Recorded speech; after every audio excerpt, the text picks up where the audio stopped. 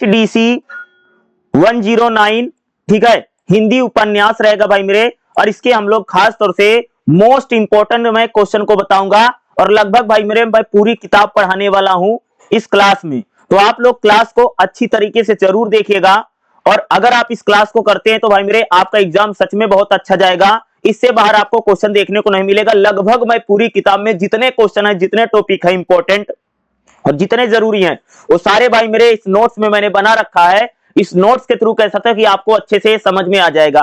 तो चलिएगा हम लोग देखते हैं। तो देखिएगा पहला क्वेश्चन आपको भाई मेरे एग्जाम में जरूर देखने को मिलेगा, उपन्यास की रचनागत विशेषता बताओ। भाई जो उपन्यास होता है इसकी जो रचना की जाती है उसकी भाई मेरे क्या क्या खासियत होती है, क्या क्या विशेषता होती है। इस टाइप का क्वेश्चन एग्जाम में बहुत बार आया है और बहुत बार पूछा भी गया है कि जो उपन्यास है, उपन्यास की क्या बतानी है, रचनागत विशेषताएं बतानी है, यानी इसकी जो रचना की जाती है वो किस प्रकार से की जाती है। देखिएगा उपन्यास की रचनागत विशेषताओं के बारे में बात करेंगे। भाई उपन्यास क्या है, गद्य साहित्य की एक विधा है। उपन्यास किसमें आता है, गद्य में आता है, ठीक है। और जिसमें बात करेंगे उपन्यास में खास तौर से भाई अगर बात करूं, उपन्यास लगभग कहानी की तरह ही होता है, लेकिन उपन्यास में कह सकते हैं जीवन के जो बातें हैं उसको बहुत विस्तार से लिखा जाता है। उपन्यास की खासियत क्या होती है, उपन्यासों को अगर आप लोग पढ़ेंगे तो उसमें क्या होता है कि बहुत ही ज्यादा डीपली में और बहुत ज्यादा एक्सप्लेन के साथ क्या चारित्रिक विशेषताओं को बहुत ज्यादा बताया जाता है, वही उपन्यास है।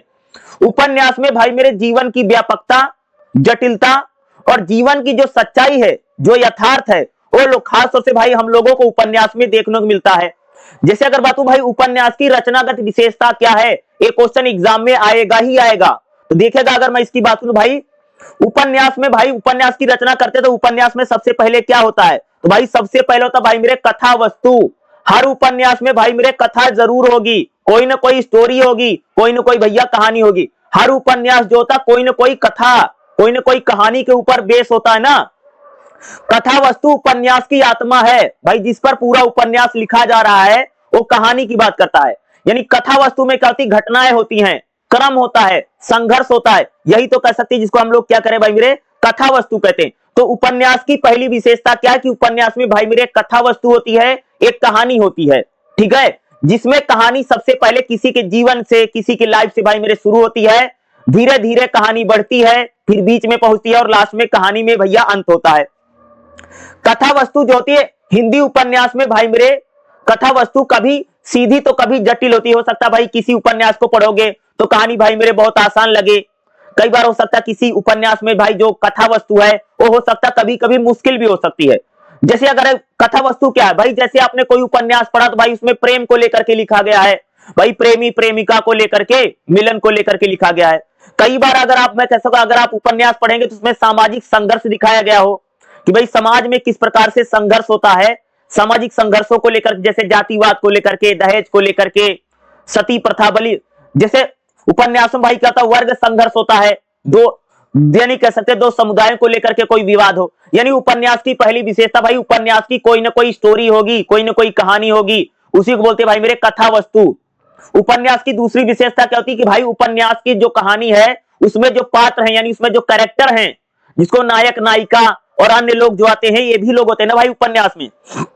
भाई मेरे अगर हम किसी उपन्यास को पढ़ोगे ना तो उपन्यास में भाई मेरे पात्र यानी कैरेक्टर, जैसे आप लोग किसी फिल्म को देखते होंगे ना भाई, आप लोगों ने बहुत सारी फिल्म मूवी देखी होगी ना, तो भाई फिल्म में जो हीरो होता है, हीरोइन होती है, उसके माँ बाप होते हैं, उसके भाई बंधु होते हैं, उसी प्रकार से भाई मेरे उपन्यास में जो कहानी होती है उसमें भी नायक नायिका लोग होते हैं। इसी को बोलते भाई चरित्र। उपन्यास में चरित्र चित्रण आपको देखने को मिलेगा ही मिलेगा, कैरेक्टर उसमें जरूर होंगे। यानी चरित्र क्या होते हैं भाई, जो आकर के उसमें लाइनें बोलते हैं ना, जैसे कोई किसी उपन्यास को पढ़ोगे तो उसमें आएगा, जैसे एक उपन्यास भाई मेरे इसमें त्याग पत्र हम लोग पढ़ेंगे, जैनेन्द्र कुमार का बड़ा बढ़िया उपन्यास है। तो उसमें आप लोग जब पढ़ोगे ना तो उसमें आएगा भाई, उसमें मृणाल नाम की एक लड़की है जिसका भतीजा प्रमोद है। तो भाई हर उपन्यास में चरित्र चित्रण तो होता ही होता है, ये उपन्यास की खासियत है। और जो चरित्र चित्रण होता है उसमें पात्रों के जो स्वभाव होता है, जो कैरेक्टर होता है, उसके पात्रों के माध्यम से कह सकते भाई हम समाज को समझते हैं, समझ गए। कई बार किसी उपन्यास को पढ़ोगे भाई उस किसी महिला के बारे में, जैसे मृणाल नाम की एक महिला के बारे में हम उसके जीवन के संघर्षों को पढ़ते हैं, तो उपन्यास में जो चरित्र चित्रण होता क्या होता है कि उसके जरिए हम समाज को देखते हैं। उपन्यास में भाई मेरे दो प्रकार के पात्र होते हैं, हो सकता है कि किसी उपन्यास में कोई उपन्यास का एक मेन पात्र हो जाता है। जैसे किसी उपन्यास को पढ़ोगे तो हो सकता है भाई वो किसी महिला के उसी के इर्द गिर्द पूरा उपन्यास घूमता हो, या किसी उपन्यास को पढ़ोगे तो उसमें भाई मेरे कोई लड़का हो या कोई युवक है, नौजवान है, उसके आसपास भाई मेरे पूरा उपन्यास, इसको बोलते हैं मुख्य पात्र। जैसे आप किसी फिल्म के देखोगे ना तो भैया आपको पता है इसका मुख्य कैरेक्टर है, पूरी कहानी जो है जिस पर बेस करके पूरा उपन्यास लिखा गया उसको बोलते हैं भाई मुख्य पात्र। दूसरा गौण पात्र भी होते हैं, गौण पात्र यानी सपोर्टिंग एक्टर जिसको हम खास तौर से फिल्म में बोलते हैं। तो उसी प्रकार से उपन्यास में भाई मेरे गौण पात्र होते हैं। जैसे मान लो कि एक उपन्यास है, उपन्यास में भाई त्यागपत्र उपन्यास है, उसमें एक लड़की है मृणाल, मृणाल का जो भतीजा है, मृणाल इसकी मेन पात्र है, लेकिन उसकी उसकी कह सकते हैं भाभी है, उसका भाई है, उसका पति है, वो सारे कैसे पात्र हो जाते हैं, गौण पात्र यानी सपोर्टिंग सहयोगी पात्र उसको बोलते हैं। तो चरित्र चित्रण में क्या होता है भाई मेरे, एक तो मुख्य पात्र आता है और बाकी क्या होते हैं गौण पात्र होते हैं। चरित्र चित्रण होता है, जैसे व्यक्तिगत चरित्र चित्रण हो सकता है, सामाजिक और मनोवैज्ञानिक होता है। भाई उपन्यास की अगर हम बात करेंगे तो तीसरी विशेषता होती है भाई परिवेश। भाई कोई भी उपन्यास कहीं ना कहीं लिखा हो गया, हो सकता है गांव की कहानी हो सकता है भैया शहर की कहानी हो, यानी उपन्यास किस समय का है, आजादी से पहले का उपन्यास है, आजादी के बाद का उपन्यास है। उपन्यासों में भाई मेरे तीसरी विशेषता होती है भाई मेरे परिवेश। परिवेश का मतलब भाई मेरे वातावरण, आसपास का माहौल कैसा है जब उपन्यास लिखा गया है। जैसे परिवेश का मतलब होता है स्थान, प्लेस, समय, काल, इसको बोलते हैं उपन्यास। उपन्यास में भाई मेरे तीसरी विशेषता परिवेश होता। परिवेश हमको बताता है कि एक जो उपन्यास है, कई बार उपन्यास पढ़ोगे भाई उसमें मानो कि देशभक्ति को लेकर के लिख दिया है। प्रेमचंद के उपन्यास है भाई मेरे करबला है, ठीक है, करबला उपन्यास को पढ़ोगे तो आपको कोई ऐतिहासिक घटना आपको बताएगा। तो उपन्यासों में परिवेश जरूर होता, हो सकता भाई गांव की कहानी हो सकता शहर की कहानी हो, ठीक है, हो सकता भाई किसी मॉडर्न लड़की की कहानी हो सकता किसी घरेलू महिला के संघर्षों को बताया जा रहा है। तो उपन्यासों में अगर हम लोग बात करेंगे तो हमको क्या दिखाई देता भाई परिवेश जरूर होता है, जैसे गांव हो, शहर हो, इतिहास को लेकर के हो, समाज को लेकर के हो, तो परिवेश उपन्यासों में तीसरी विशेषता होती है। चौथी विशेषता होती है भाई उपन्यास की संरचना शिल्प। उपन्यासों में अगर आप लोग देखेंगे तो हम लोगों को संरचना शिल्प यानी उपन्यास जो है वो भाई किस प्रकार का है, वर्णनात्मक है, उसमें डिटेल में एक्सप्लेन किया गया है, या उपन्यास में भाई कोई भावनात्मक है, इसी ऊपर संरचना शिल्प। संरचना शिल्प मतलब समझते हो कि उपन्यास की भाषा कैसी हो सकता है, उपन्यास भाई मेरे हिंदी भाषा में लिखा हो, लेकिन हो सकता है उसमें अवधी भाषा, फारसी भाषा या ब्रज, मैथिली, अन्य क्षेत्रीय भाषाओं के उसमें शब्द हो। उपन्यास का संरचना शिल्प का मतलब भाई उपन्यास की भाषा कैसे है, उपन्यास किस प्रकार से लिखा गया है, वर्णनात्मक शैली यानी जिसमें वर्णन किया गया हो। दूसरा था भावनात्मक शैली, जिसमें बहुत ज्यादा भावनात्मक हो, जैसे खास तौर से स्त्री प्रधान उपन्यासों को पढ़ोगे तो उसमें भाई किसी महिला, जैसे विधवा महिला है, ठीक है, विधवा महिला के बारे में जिक्र किया जा रहा है, तो भाई कैसा उपन्यास हो जाएगा, वो भावनात्मक इमोशनल उपन्यास हो जाएगा, आप समझ लो, यानी जिसमें भावनाएं बहुत ज्यादा उमड़ के आ रही हैं। जैसे मान लो एक विधवा है, तमाम तरह के भाई मेरे दुख दर्द को झेल रही है। इसमें हम लोग जब उपन्यास को पढ़ेंगे, सेवा सदन पढ़ेंगे, खास तौर से इसमें हम लोगों को उपन्यास पढ़ना भी है, तो उन उपन्यासों को अगर आप देखोगे तो किस प्रकार से महिलाओं से जो संबंधित उपन्यास होते हैं उनकी शैली मतलब होता एक शैली को बोलता है, यानी उपन्यास जो लिखा गया है वो किस प्रकार का उपन्यास है, शैली इसको बोलते हैं। जैसे भाई उपन्यास हो सकता है भावनात्मक शैली हो, वर्णनात्मक शैली हो, और जैसे उपन्यास में भाषा कैसी है, हो सकता है अंग्रेजी भाषा के शब्दों का प्रयोग हो, हिंदी भाषा के शब्दों का प्रयोग हो सकता है कोई क्षेत्रीय भाषा उसमें के शब्द आए हो, ठीक है। उपन्यास में संवाद भी होता है, यह भी संरचना शिल्प में आता है। और उपन्यास का भाई मेरे पांचवा जो विशेषता होती है प्रतिपाद्य। प्रतिपाद्य क्या होता है, याद जो बोला हूं मेरी लाइन सुनिएगा। प्रतिपाद्य का मतलब होता है भाई मेरे कि कोई भी रचनाकार या कोई भी लेखक जिस उद्देश्य से प्रेरित होकर के किसी उपन्यास को लिखता है उसे बोलते भैया प्रतिपाद्य। जैसे मान लो कि तुमने कोई कहानी लिखी, तुमने कोई कविता लिखी, और भाई जैसे मान लो मैं एक लेखक हूं, मैंने कोई उपन्यास लिखा, तो भाई उपन्यास लिखने के पीछे मेरा संदेश क्या है, मैं भाई क्या संदेश देना चाहता हूं, या उपन्यास लिखने का पर्पज क्या है, इसी को बोलते भैया प्रतिपाद्य।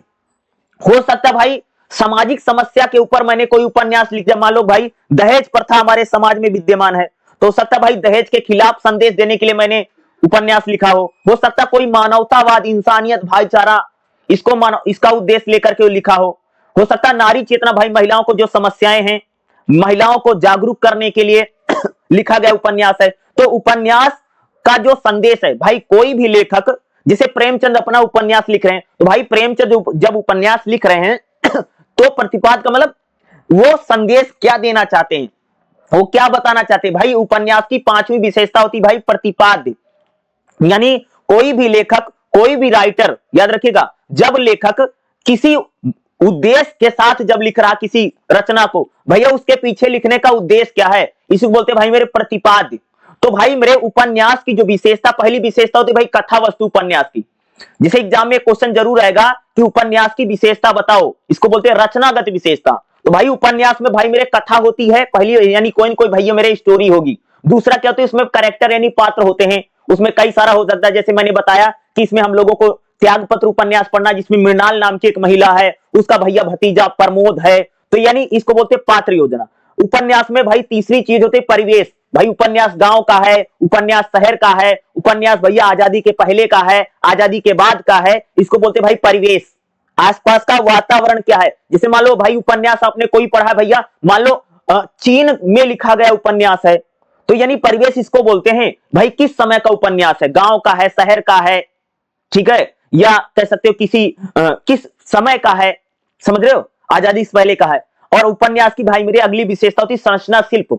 उपन्यास का भाई लैंग्वेज क्या है, क्या शैली, इसको बोलते हैं संरचना शिल्प। और उपन्यास की भाई मेरे पांचवी रचनागत विशेषता होती है प्रतिपाद, यानी लेखक जिन उद्देश्यों से प्रेरित होकर के किसी उपन्यास को लिखता है उसे बोलते हैं भाई प्रतिपाद। अब जैसे मान लो मैं हूं भाई, मैंने एक उपन्यास लिख दिया, ठीक है लिख दिया जी, लेकिन जो मैंने उपन्यास लिखा भाई मेरे, मैं उपन्यास के लिखने के पीछे मेरा कारण क्या है, मेरा उद्देश्य क्या है, मैं क्यों लिख रहा हूं, मैं क्या बताना चाहता हूं, इसी को भाई मेरे बोलते हैं प्रतिपाद्य। हो सकता है कि मैंने उपन्यास लिखा हो, उसमें मान लो भाई मैंने महिलाओं के बारे में बड़ा जिक्र किया हो कि महिलाओं को जो समस्याएं आज समय आ रही है, कह सकते हो कि दहेज की समस्या है, या कह सकते हो कि आज जैसे मैंने एक उपन्यास लिखा भाई अकेलापन आज बहुत बड़ा कारण बना कि भाई देखते आदमी जो है, कह सकते कि भीड़ लगी हुई लेकिन आदमी जो है अकेलापन महसूस करा ना। खासतौर से शहरों में अगर आप देखोगे तो लोग अकेलापन महसूस करते हैं, चाहे परिवार कितना ही भरा पूरा क्यों ना हो, समझ रहे हो। तो कई बार जैसे किसी उपन्यास को पढ़ेगा उसमें अकेलेपन, आजकल जो शहरी जीवन को लेकर के जो उपन्यास लिखे जा रहे हैं उसमें अकेलेपन को बड़ा दिखाया जाता है। खासतौर से आप लोगों ने देखा भाई ना कि भाई मेरे जो रिटायर लोग हो जाते हैं, देखा होगा ना 50-60 साल के लोग, जितने लोग इस समय हमारे देश में जीवन यापन करें, यानी जिसके भी घर में 50 साल से ऊपर के लोग हैं और खासतौर से नौकरी से रिटायर हैं, वो सभी लोग भाई मेरे अकेलेपन का शिकार हैं।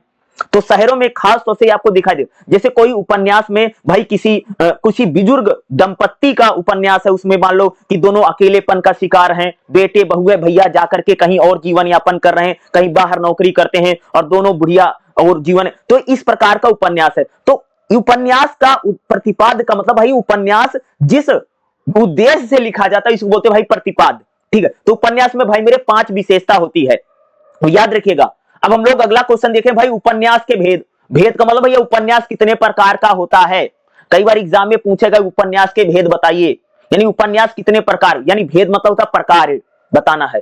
उपन्यास भाई कितने आधार पर लिखा जाता है, यानी उपन्यास के कितने प्रकार से हम बांट सकते हैं, ये भी पहले चैप्टर का ही क्वेश्चन है। तो भैया पहला उपन्यास होता भाई मेरे सामाजिक उपन्यास, यानी जिस उपन्यास में किसी सामाजिक घटना को बारे में, अरे भाई समाज में क्या है, दहेज है, विधवा विवाह है, वैश्याओं की समस्या, सेवा सदन इसमें प्रेमचंद का आएगा, ठीक है। किसानों की समस्या है, जैसे किसान भाई गरीब है, ठीक है, साहूकार महाजन उसको परेशान कर रहे हैं किसान को, तो सामाजिक समस्या पर जो उपन्यास लिखे जाते नंबर 1। दूसरा भैया ऐतिहासिक समस्या पर, कैसे, जैसे इतिहास को आधार बना करके किसी ने उपन्यास लिखा है।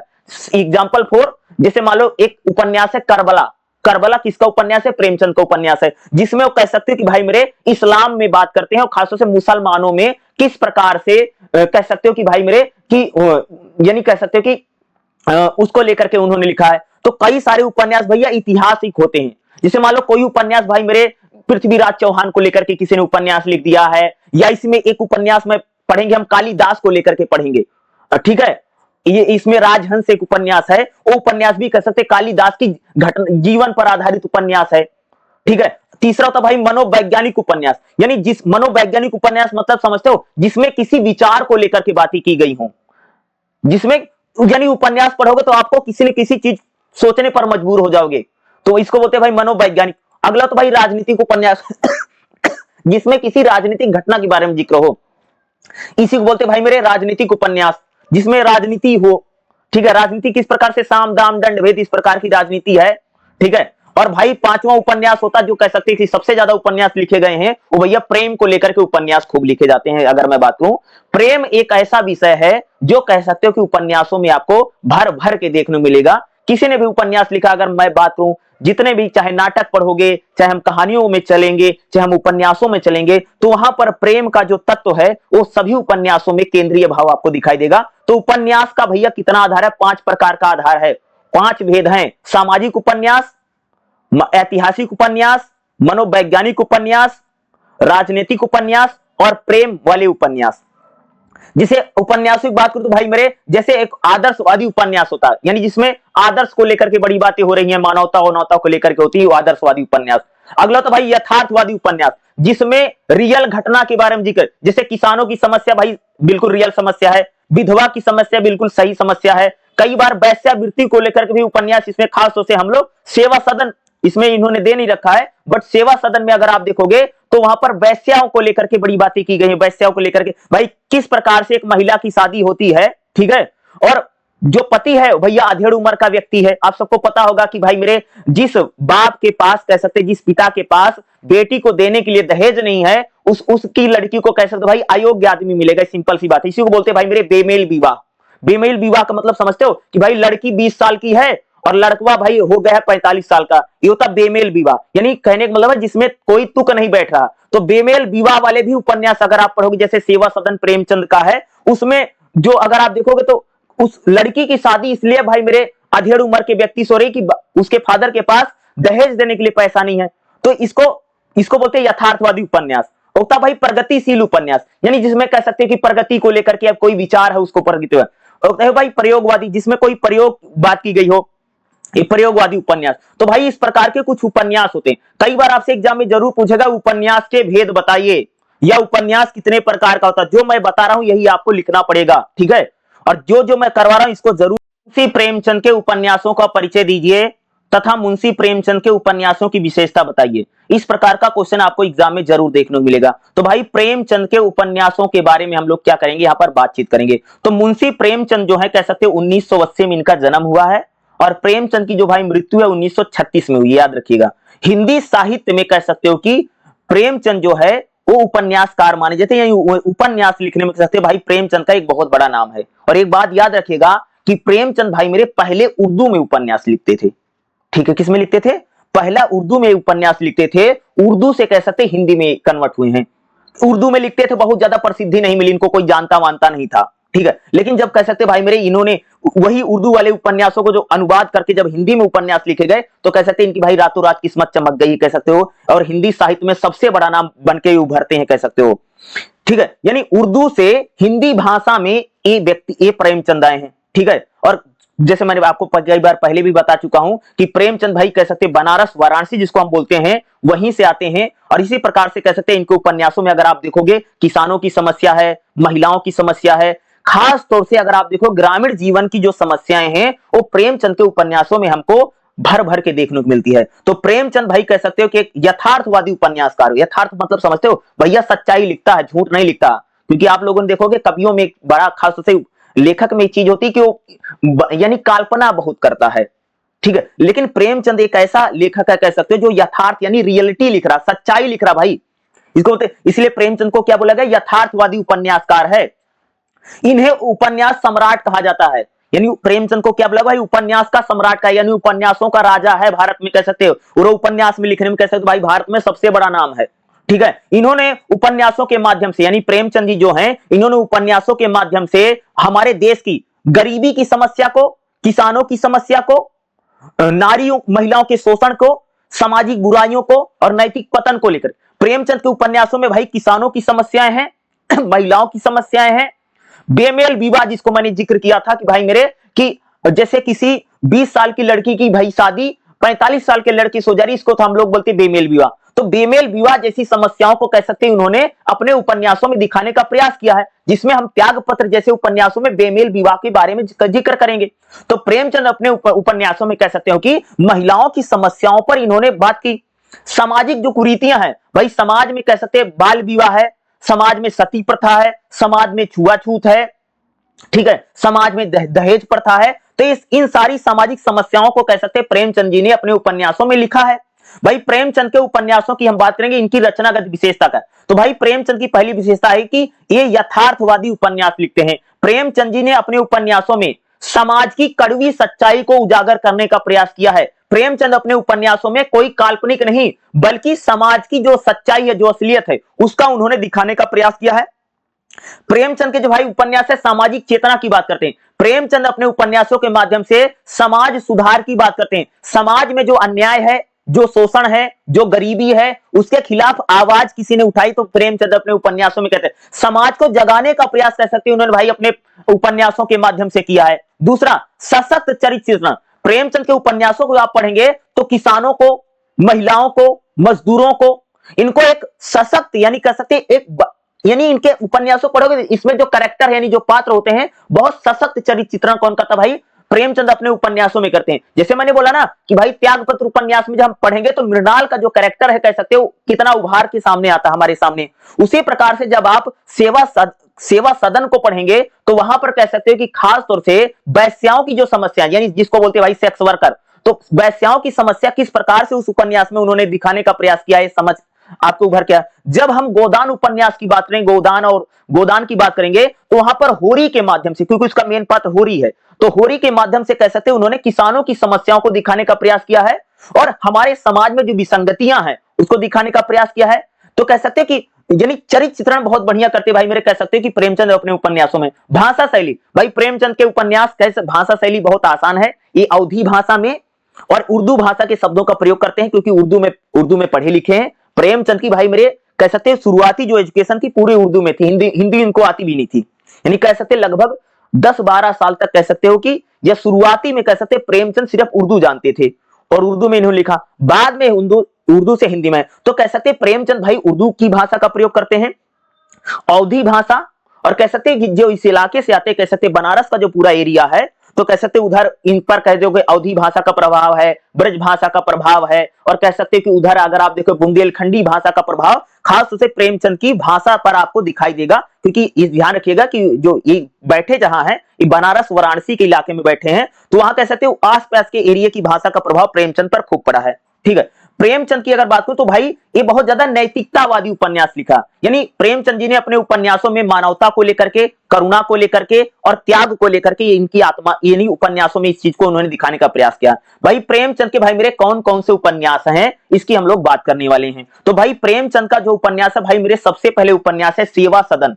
सेवा सदन 1918 में इन्होंने उपन्यास लिखा जिसमें कह सकते हैं इन्होंने महिलाओं की समस्याओं को लिखा, जिसकी मुख्य पात्र भाई सुमन है। सुमन नाम की एक महिला है जिसकी शादी पिता भाई दहेज नहीं दे सकता था, इसलिए सुमन की शादी कह सकते हो कि एक बोलते भाई मेरे विधुर मतलब समझते हो जिसका पति यानी जिस महिला का पति यानी जिसकी पत्नी मर गई हो उसको भाई बोलते हैं विधुर, विधवा तो बोलते हैं महिला को, लेकिन भाई जिसकी पत्नी मर जाती है उसको बोलते हैं विधुर। तो भाई सुमन जो है इसका सेवा सदन में एक लड़की है उसका नाम है सुमन, उसके पिता दहेज नहीं दे सकते थे इसलिए कह सकते भाई सुमन की शादी एक विधुर से हो जाती है।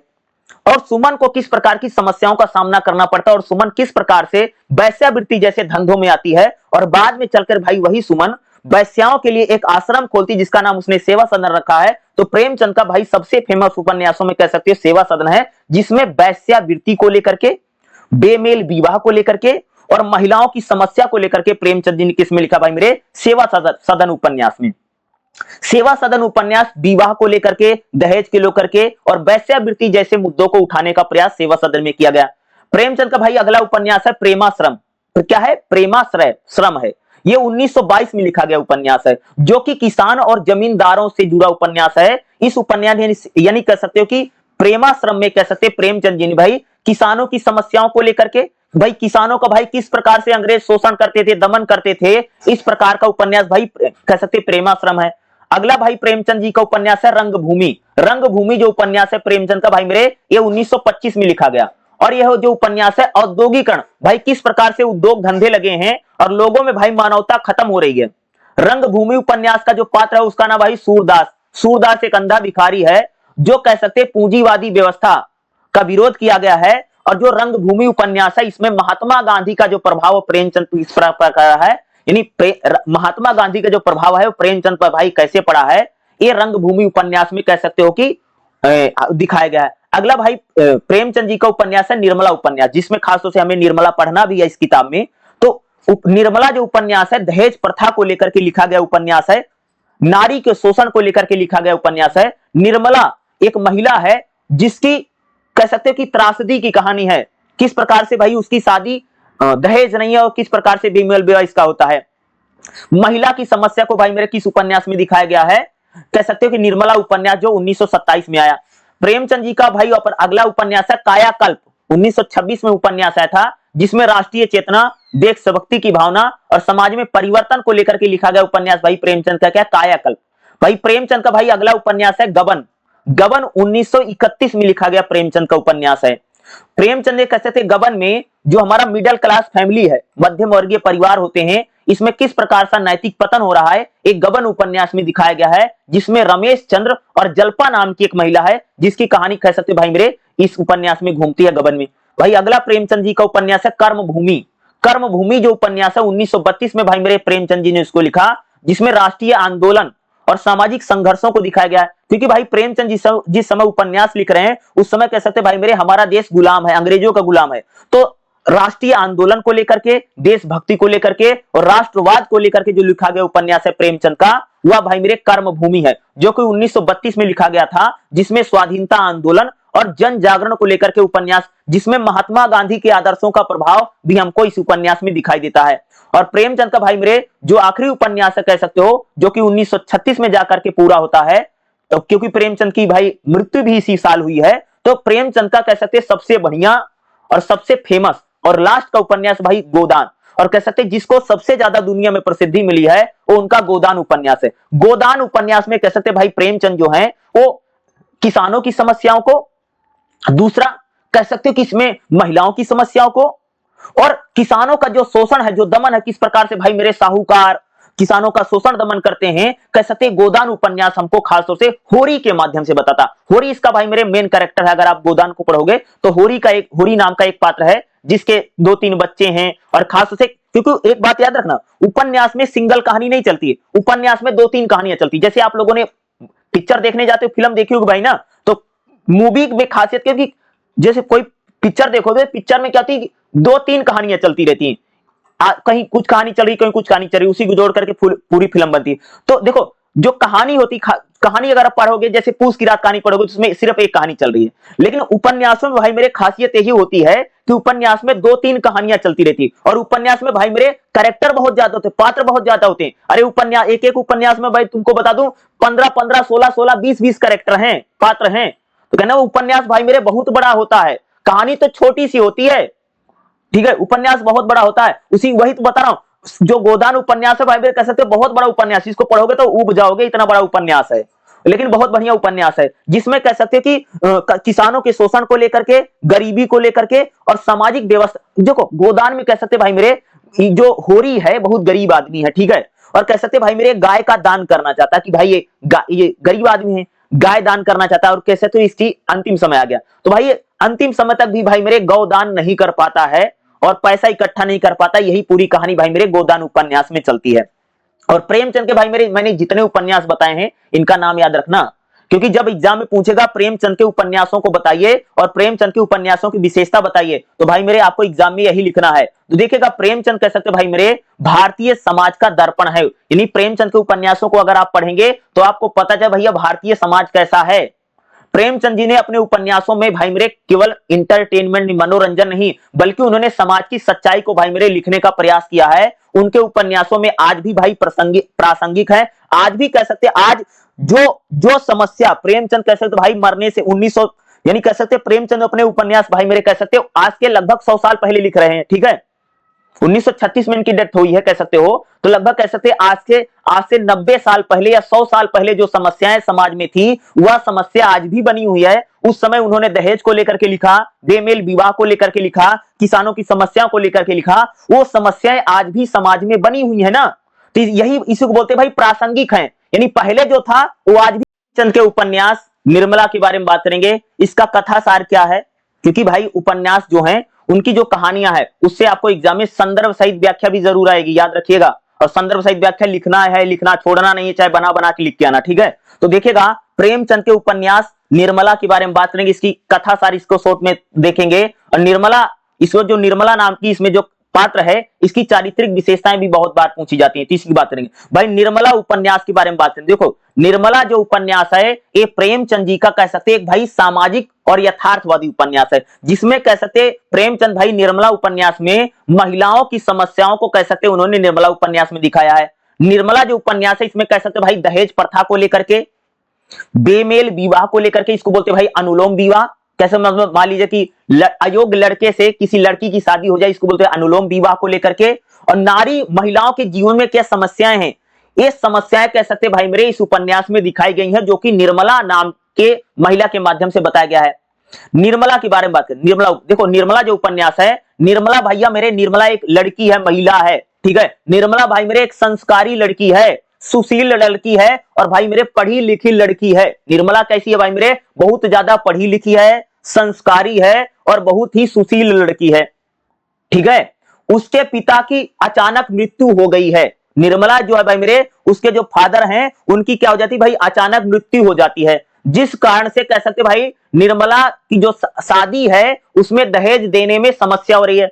सिंपल सी बात है ना कि भाई निर्मला के जो पिता हैं उनकी अचानक से डेथ हो जाती है, जिस वजह से कह सकते भाई निर्मला की शादी में दहेज में देने के लिए पैसा नहीं है, जिस कारण से कह सकते हो भाई जब पैसा नहीं दहेज देने के लिए, जिस कारण से निर्मला का विवाह एक कह सकते कि अधेड़ उम्र के व्यक्ति से, यानी अधेड़ उम्र के व्यक्ति से निर्मला की शादी करवा दी जाती है। यानी निर्मला के फादर की मृत्यु हो गई, जिस कारण से क्या हो भाई निर्मला की जो शादी है वो किसी अधेड़ उम्र, अधेड़ मतलब कैसे, निर्मला की जैसे बताऊं भाई, मान लो निर्मला की उम्र 20 साल है, ठीक है, लेकिन जिससे शादी हो भैया उसकी उम्र मान लो 50 साल है, तो इसलिए दहेज नहीं था निर्मला के पास देने के लिए। कह सकते भाई मेरे उसके जो भैया भाभी थे, जो चाचा चाची थे, निर्मला की शादी उन्होंने कह सकते भाई एक अधेड़ उम्र के व्यक्ति से करवा देते भाई, जिसका नाम है मेरे तोताराम। निर्मला की शादी किससे होती भाई मेरे, तोताराम के एक व्यक्ति से हो गई। तोताराम जो है भाई मेरे वो क्या है, विदुर है। तोताराम की भैया मेरे पहले से शादी हुई थी, लेकिन उसकी पत्नी मर गई थी। तोताराम का पहले से भी 3 बच्चे थे, यानी तोताराम यानी निर्मला की शादी एक तोताराम के व्यक्ति से हो जाती है, जिसके भाई मेरे 3 लड़के पहले से हैं, 3 बच्चे उसके पहले से थे, जिससे उसके पहली पत्नी के थे। और निर्मला की शादी किससे हो भाई मेरे, तोताराम से करवा दी जाती है। तोताराम भाई मेरे बहुत ही ज्यादा संकोच, संदेह बहुत करता है, उसको लगता है कि निर्मला का कहीं कहीं चक्कर चल रहा है। जो तोताराम है वो हमेशा भाई कह सकते हो कि निर्मला पर शक करता है, इसमें शक का कीड़ा बहुत ज्यादा है तोताराम में। तोताराम जो है वो समाज में रूढ़िवादी मानसिकता वाला व्यक्ति है। तोताराम को लगता है कि भाई निर्मला जो है उसका कहीं ना कहीं चक्कर चल रहा है, यानी कहीं ना कहीं वो फंसी है, ठीक है, इस प्रकार से कह सकते हो। यानी तोताराम जो है कह सकते हो निर्मला पर ये उसको संदेह करता, भाई इसका कैरेक्टर खराब है, ऐसी बातें करता है, जिस कारण से निर्मला भैया हमेशा दुखी रहती है कि भाई उसका पति ही उस पर हमेशा शक करता है, ठीक है, इस कारण से भैया निर्मला हमेशा दुखी रहती है। तोताराम को निर्मला ने अपने पुत्र मानस राम के संबंधों पर अनुचित संदेह था भैया। यानी निर्मला के पति तोताराम को लगता था कि जो निर्मला है ये मेरे बेटे के साथ ही फंसी, यानी इसके साथ इसका चक्कर है, ऐसा लगता था। किसको लगता था, तोताराम को लगता था। यह जो शक था वह निराधार था, लेकिन इससे भैया परिवार में तनाव होता था और इससे मानसिक यातना को भी जन्म लिया। निर्मला भाई मेरे इसलिए परेशान थी, भाई तोताराम उस पर बहुत ज्यादा संदेह करता था, उसका पति, और तोताराम को लगता था जो मेरा लड़का है उसी के साथ भाई निर्मला का नाजायज संबंध है, ऐसा तोताराम को लगता था, या उसका शक था, शक्की टाइप का आदमी था। मानसराम इस संदेह में और आत्मग्लानि में इतना व्यथित हो जाता है कि वह बीमार हो जाता है। भाई तोताराम जो है निर्मला का जो पति, यानी जो पति है भाई मेरे तोताराम, उसका लड़का है भाई मेरे क्या है, मानस राम। मानस राम को भाई इतना टेंशन होता है कि उसको लगता है कि मेरा बाप ही सोच रहा है कि मेरी जो सौतीली मां उसके साथ मेरा चक्कर है, इसलिए भैया आत्मग्लानि यानी अंदर ही अंदर कह सकते उसका बेटा भैया घुटने लग जाता है, और जिस कारण से भाई मेरे बीमार पड़ जाता है, उसकी मृत्यु हो जाती है। इस घटना से निर्मला भैया अंदर से टूट जाती है। निर्मला क्या है कि जब ऐसा होता है कि पता चला, भाई शक बहुत करते थे, यानी तोताराम भाई अपने बेटे पर ही शक करता था कि ये सौतेली मां के साथ इसका चक्कर है। इस कारण से भाई मेरे कह सकते तोताराम का जो बेटा था वो बहुत ज्यादा कह सकते आत्मग्लानि में धीरे धीरे अंदर घुटते घुटते बीमार हो गए, भैया मर गया एक दिन। और इस घटना से कह सकते भाई मेरे जो निर्मला है, निर्मला पूरी तरीके से अंदर से टूट गई। बाद में परिवार के अन्य सदस्य भी इस दुखद परिस्थिति का शिकार होते, बाकी के लोग भी इस दुख का शिकार होते हैं। अंत में तोताराम को अपनी भूल का एहसास होता भाई, बाद में तोताराम को रियलाइज होता है कि यानी मैं जो निर्मला पर संदेह करता हूं, शक करता हूं, ठीक नहीं, गलत बात है।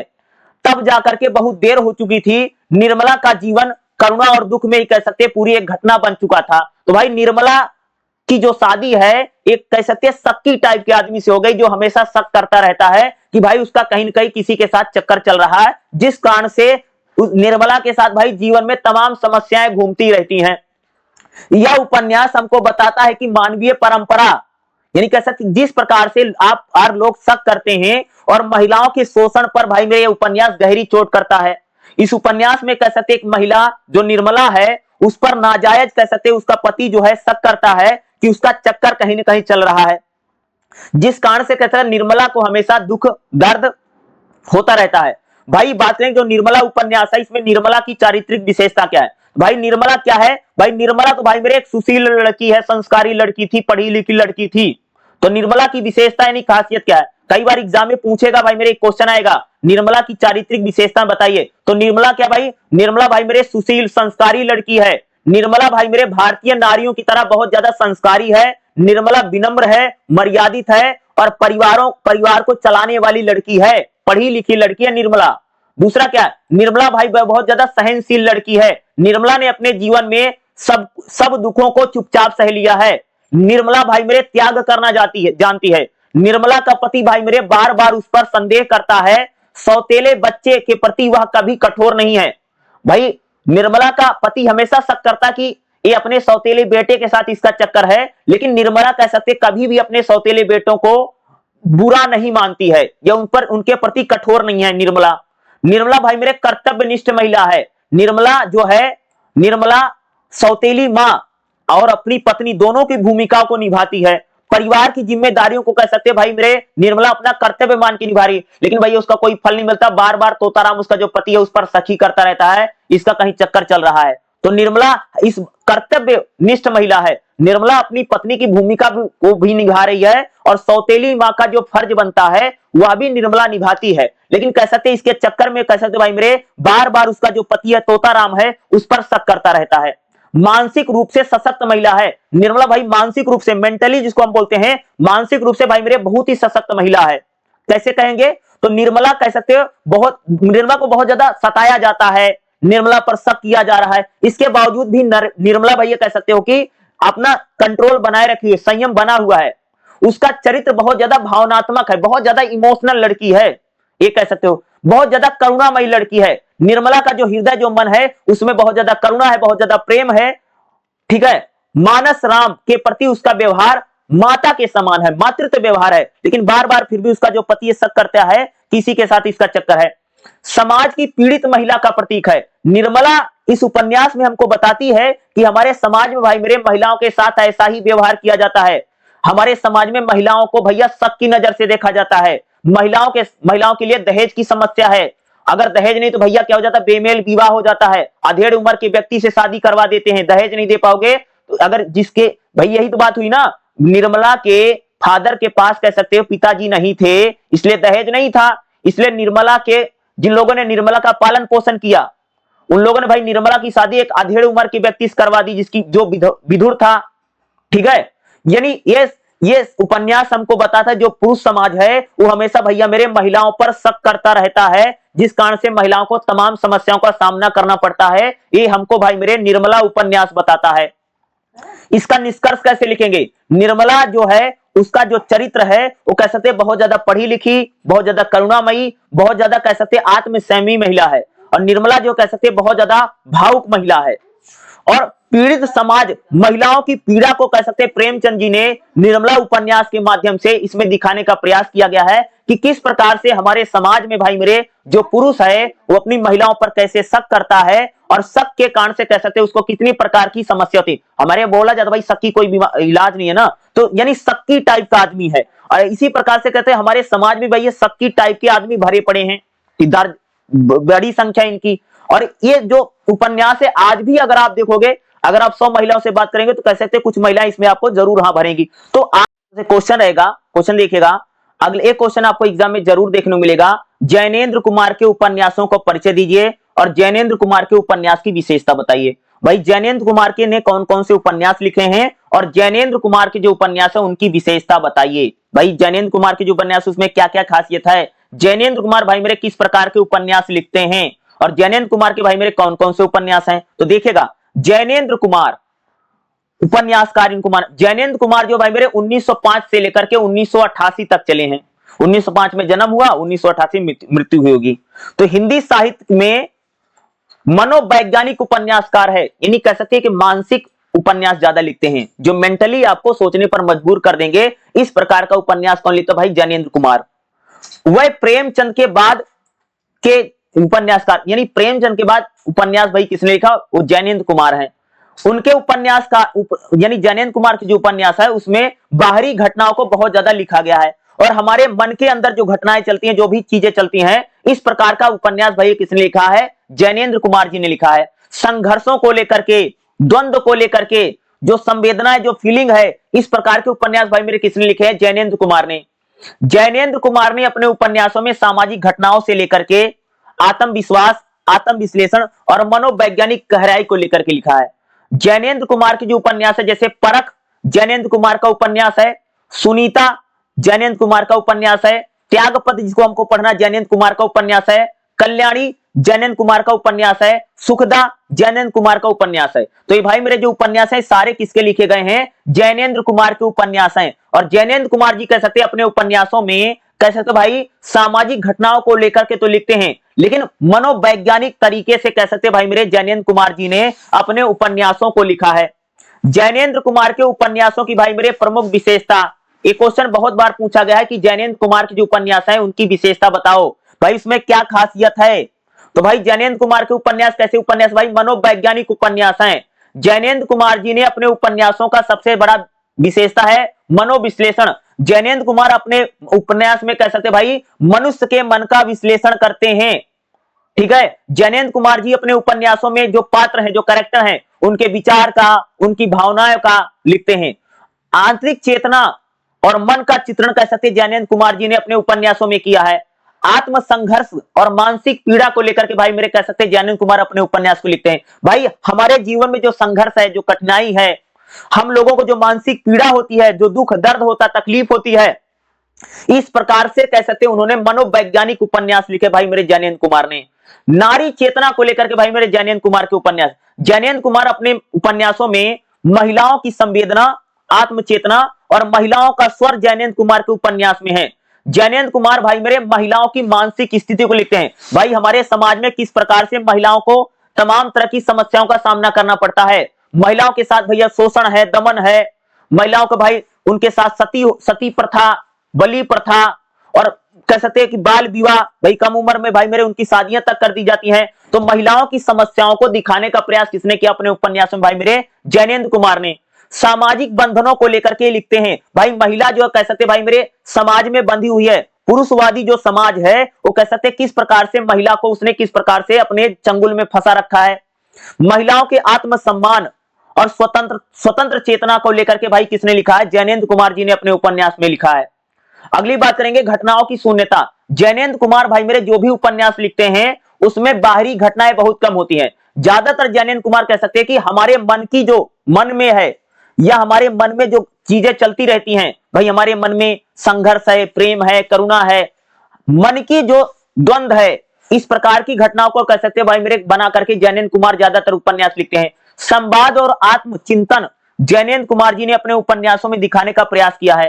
प्रतीकात्मकता, जैनेंद्र कुमार भाई मेरे अपने उपन्यासों में अनेक बातों को सीधा न कह करके संकेत में कहते हैं, इशारों में, यानी जैनेंद्र कुमार भाई मेरे इशारों में, संकेतों में कह सकते हो उपन्यास में वो बात रखते हैं। इससे उपन्यास की जो भाषा है बहुत ज्यादा गूढ़ हो जाती है, यानी बहुत ज्यादा कठिन भाषा हो जाती है। जैनेंद्र कुमार भाई अपने उपन्यास में किसी भी बात को सीधा सीधा नहीं कहते हैं, बल्कि कह सकते हैं जैनेंद्र कुमार अपने उपन्यास में जो भी बात कहनी है उसको भाई मेरे घुमा फिरा के कहते हैं। क्या भाई मेरे कि जैनेंद्र कुमार जो हैं अपने उपन्यास में जो भी बात कहते हैं भाई उसको क्या करते हैं? घुमा फिरा के कहते हैं, यानी तोड़ मरोड़ करके अपने उपन्यास में ये बात को रखने का प्रयास कौन करता भाई? जैनेंद्र कुमार।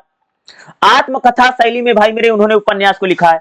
जैनेंद्र कुमार ने भाई मेरे जो भी उपन्यास लिखे कैसे लिखा है? लेखक ने इसमें अपने निजी अनुभव, निजी विचारों की झलक मिलती है। इसलिए जैनेंद्र कुमार की जो उपन्यास है ये खास तौर से आत्मकथा शैली, जैसे जैनेंद्र कुमार के जीवन में जो घटना है उस प्रकार से लिखते हैं। जैनेंद्र कुमार के उपन्यासों की भाई मेरे भाषा और शैली कैसे है? तो जैनेंद्र कुमार भाई मेरे बहुत ही ज्यादा सरल, बहुत ही ज्यादा खड़ी बोली हिंदी का प्रयोग अपने उपन्यासों में करते हैं, तत्सम तद्भव भाषा का प्रयोग करते हैं, और ये बहुत ज्यादा गंभीर भाषा का प्रयोग भी कर सकते हैं जैनेंद्र कुमार ने भाई मेरे अपने उपन्यास में किया है।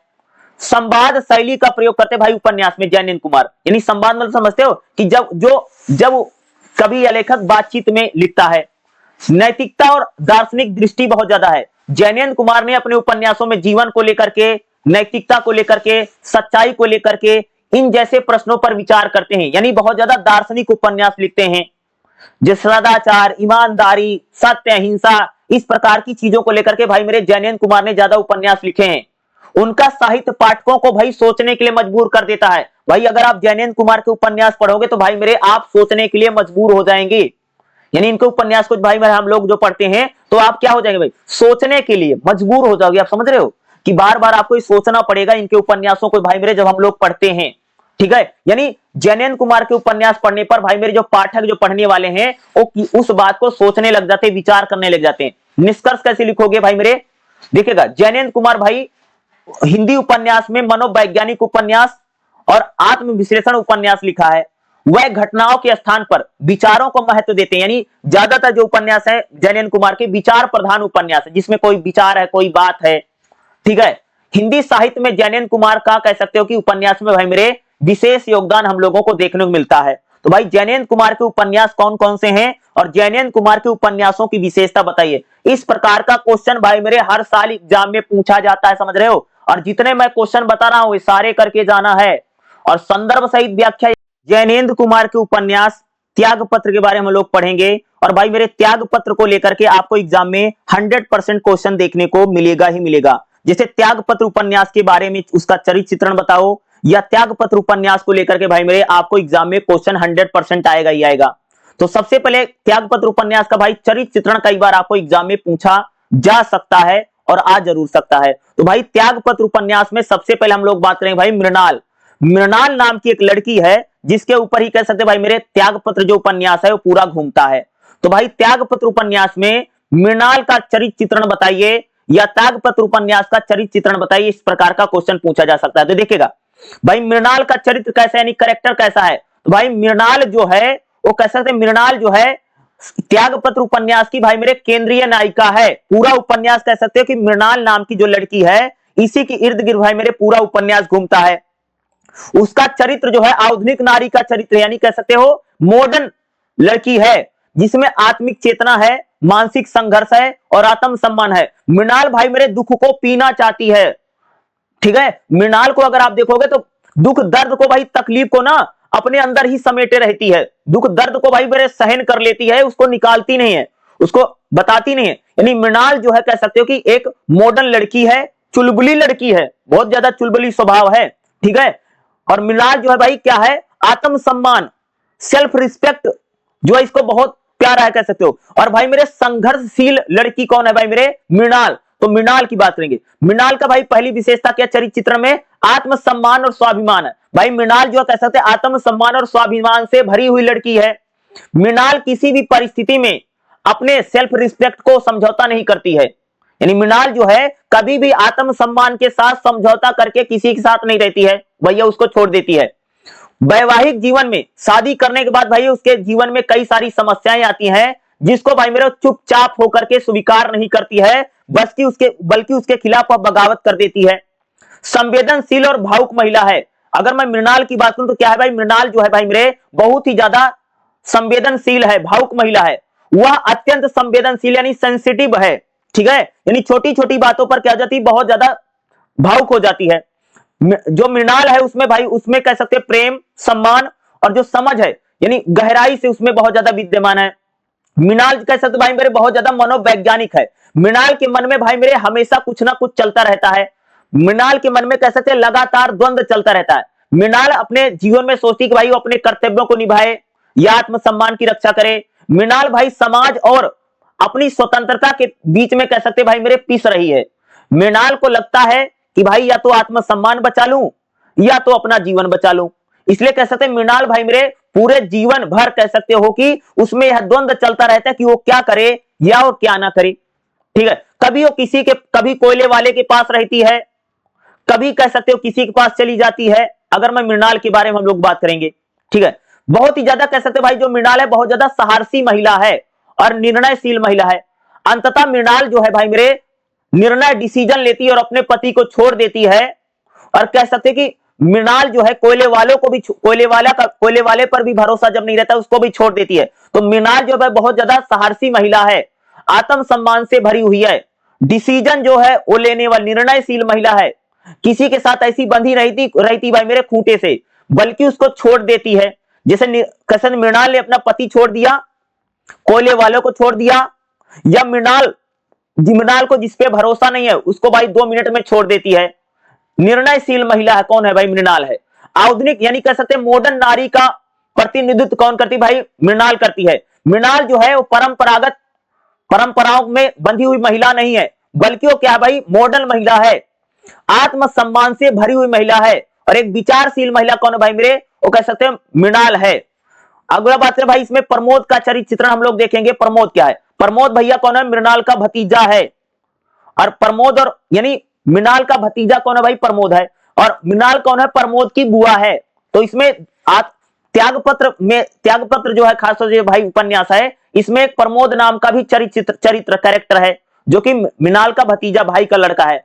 प्रमोद जो है उपन्यास का भाई मेरे एक पुरुष पात्र है, जो कह सकते हो कि एक खासतौर से जो प्रमोद है वो मृणाल का भाई मेरे भतीजा है, भाई का लड़का है, पति नहीं भाई, गलत यहां लिखा हुआ, ठीक है। उसका चरित्र मृणाल के व्यक्तित्व के बिल्कुल विपरीत है। अगर हम बात करें जो प्रमोद है, प्रमोद मृणाल की भावनाओं को कई बार समझ नहीं पाता है। दूसरा है कि अगर बात करें उसका पति जो है, पति का तो कैरेक्टर भाई मेरे ख्याल से मृणाल से बिल्कुल अलग है, ठीक है। उसका जो पति है वो मृणाल को कुछ भी भाव नहीं देता है। लेकिन प्रमोद जो है कह सकते हो वो खास तौर से भाई बहुत ज्यादा आत्मसंयमी है, अपनी बुआ को लेकर के बहुत ज्यादा संवेदनशील है। अगर मैं प्रमोद की बारे में बात करूं, ठीक है, और अपनी बुआ को लेकर के वो कई सारी बातें कहता है, ठीक है। अगर मैं भाई मेरे त्यागपत्र उपन्यास की बात करूं तो इस त्यागपत्र उपन्यास में देखोगे तो मृणाल, और दूसरा इसमें अगर आप देखोगे जो प्रमोद है, प्रमोद उसका कह सकते भाई मेरे एक प्रकार से भतीजा है, जो अपनी बुआ को लेकर के बहुत ज्यादा सेंसिटिव है, बुआ के बारे में भाई मेरे बहुत ज्यादा सोचता है।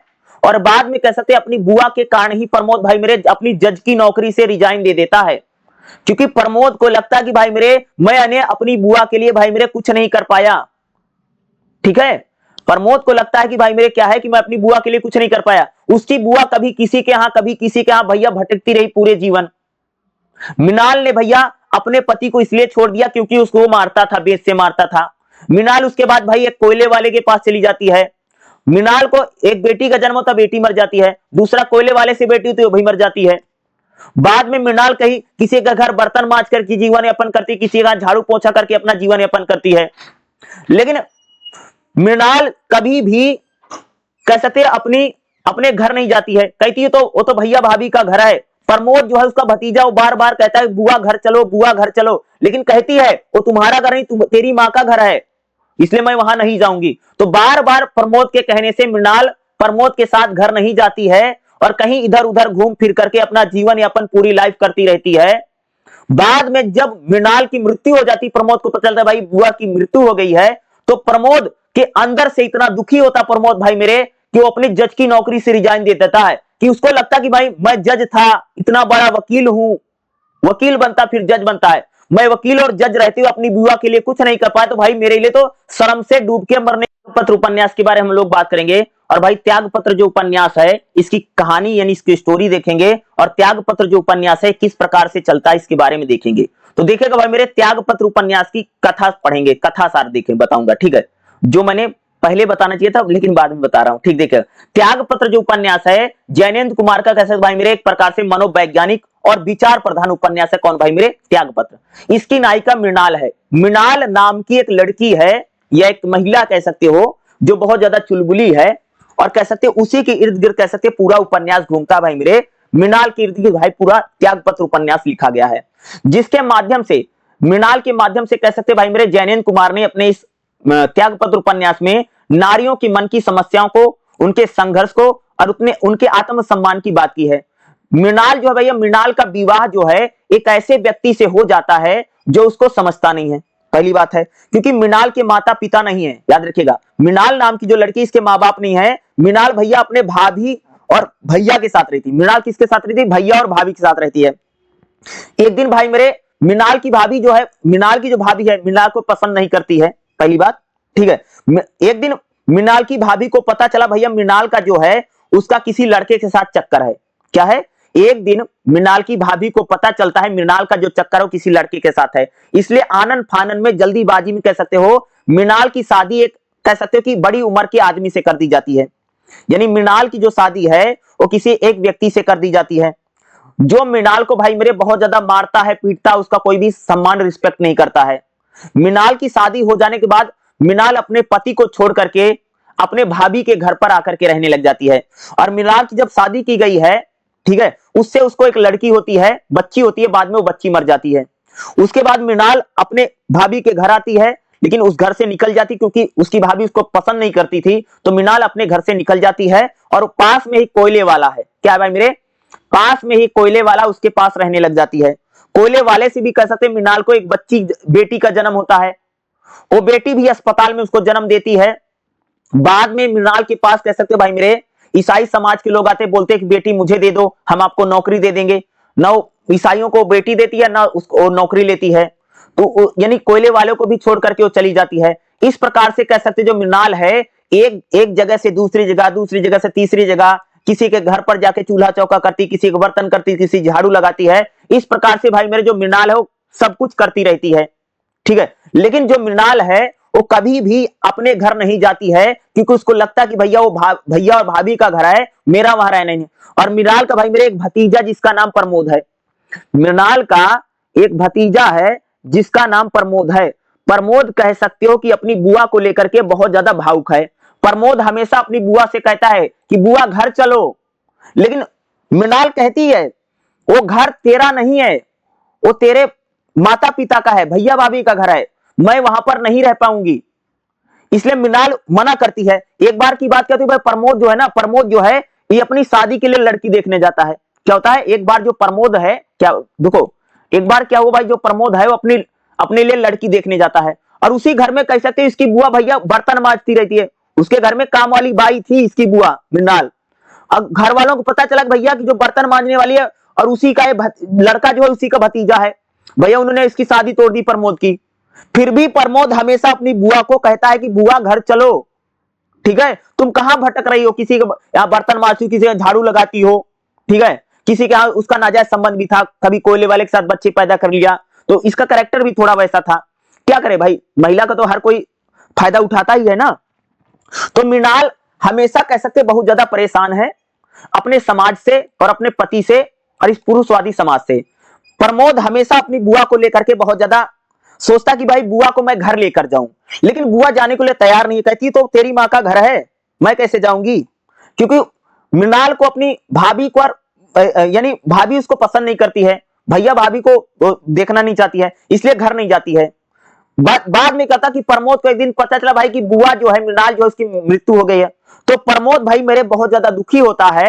और प्रमोद क्या होता है, फिर अपनी जज की नौकरी से क्या कर देता भाई मेरे, प्रमोद नाम का जो लड़का है त्याग पत्र दे देता है। इसलिए इस उपन्यास का नाम भाई हमारे त्याग पत्र पड़ा।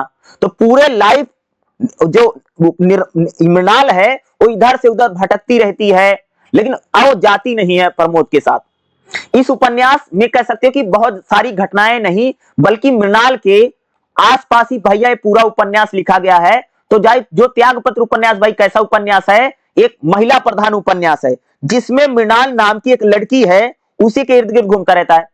भैया मृणाल जो है अपनी, इसकी एक सहेली थी, उसके भाई को बड़ा पसंद करती थी। जब इसकी भाभी को पता चला तो भाई मृणाल को खूब मारा जाता है और इसकी शादी एक अधेड़ उम्र की व्यक्ति से करवा दी जाती है, बड़ी उम्र की व्यक्ति से करवा दी जाती है। इसका पति भी इसको कह सकते भाई, बोलते थे बेत से मारता था, इसको खूब मारता था, पीटता था, उसको छोड़ देती है, कोयले वाले के पास चली जाती है। तो इधर उधर ये भटकती रहती है। और अब प्रमोद के बार बार कहने से भतीजा इसको बार बार लेने जाना चाहता है, लेकिन जाती नहीं है। बाद में इसकी जब मृत्यु हो जाती है तो प्रमोद दुखी होकर के रिजाइन दे देता है। तो भाई मेरे यही त्यागपत्र उपन्यास की पूरी कहानी है, पूरी स्टोरी है। तो अगर आपको पूरी कहानी स्टोरी आती रहेगी तो भाई मेरे आप लोग संदर्भ सहित व्याख्या ना आसानी तरीके से कर पाएंगे, जोड़ जोड़ करके भी उसको लिख पाएंगे। इसलिए भाई मेरे उपन्यास की जो शॉर्ट स्टोरी होती है इसको पढ़ना भाई मेरे बहुत ज्यादा जरूरी होता है, ठीक है, याद रखिएगा। अगला हम लोग बात करें भाई त्यागपत्र उपन्यास की विशेषता की बात करेंगे कि भाई मेरे जो त्यागपत्र उपन्यास इसकी क्या क्या विशेषता है। पहले भाई मेरे जो त्यागपत्र उपन्यास है मनोवैज्ञानिक उपन्यास है। यह उपन्यास मन का विश्लेषण करता है, भाई वही ना मृणाल के मन का विश्लेषण करता है ना। नायिका, इसकी जो नायिका है मृणाल है, उसका आंतरिक मन हमेशा बदलता रहता है, उसके संघर्ष की बात करता है। जो भाई मेरे खास तौर से जो त्यागपत्र उपन्यास है नारी चेतना की बात करता है। मृणाल के माध्यम से कह सकते हैं इसमें मॉडर्न महिला के करता है। मृणाल भैया हमेशा अपने सेल्फ रिस्पेक्ट, आत्मसम्मान की बात करती है, स्वतंत्रता की बात करती है। मृणाल भैया जो समाज में जो बुराइयां हैं उनसे हमेशा लड़ती हुई खासतौर से इस उपन्यास में हमको दिखाई देती है। घटना की शून्यता, अगर त्यागपत्र उपन्यास की बात करूं इसमें कोई बाहरी घटना नहीं है, सारी घटना जो है मन में चलती रहती है, विचारों में चलती रहती है। संवाद इसमें है लेकिन उतने ज्यादा नहीं है। जो खास तौर से जो उपन्यास है त्यागपत्र उपन्यास है, त्यागपत्र एक प्रतीक है जो बताता कि भाई किस प्रकार से महिलाओं का हमारे समाज में शोषण होता है, दमन होता है। शादी करने के बाद उनका पति उनको कैसे मारता है, पीटता है, और किस प्रकार से पति जो है उसको मान सम्मान नहीं करता है। नारी को भाई महिलाओं को भी समाज में स्वतंत्रता मिलनी चाहिए। ये उपन्यास भाई मेरे कह सकते हो कि त्यागपत्र उपन्यास बताता है।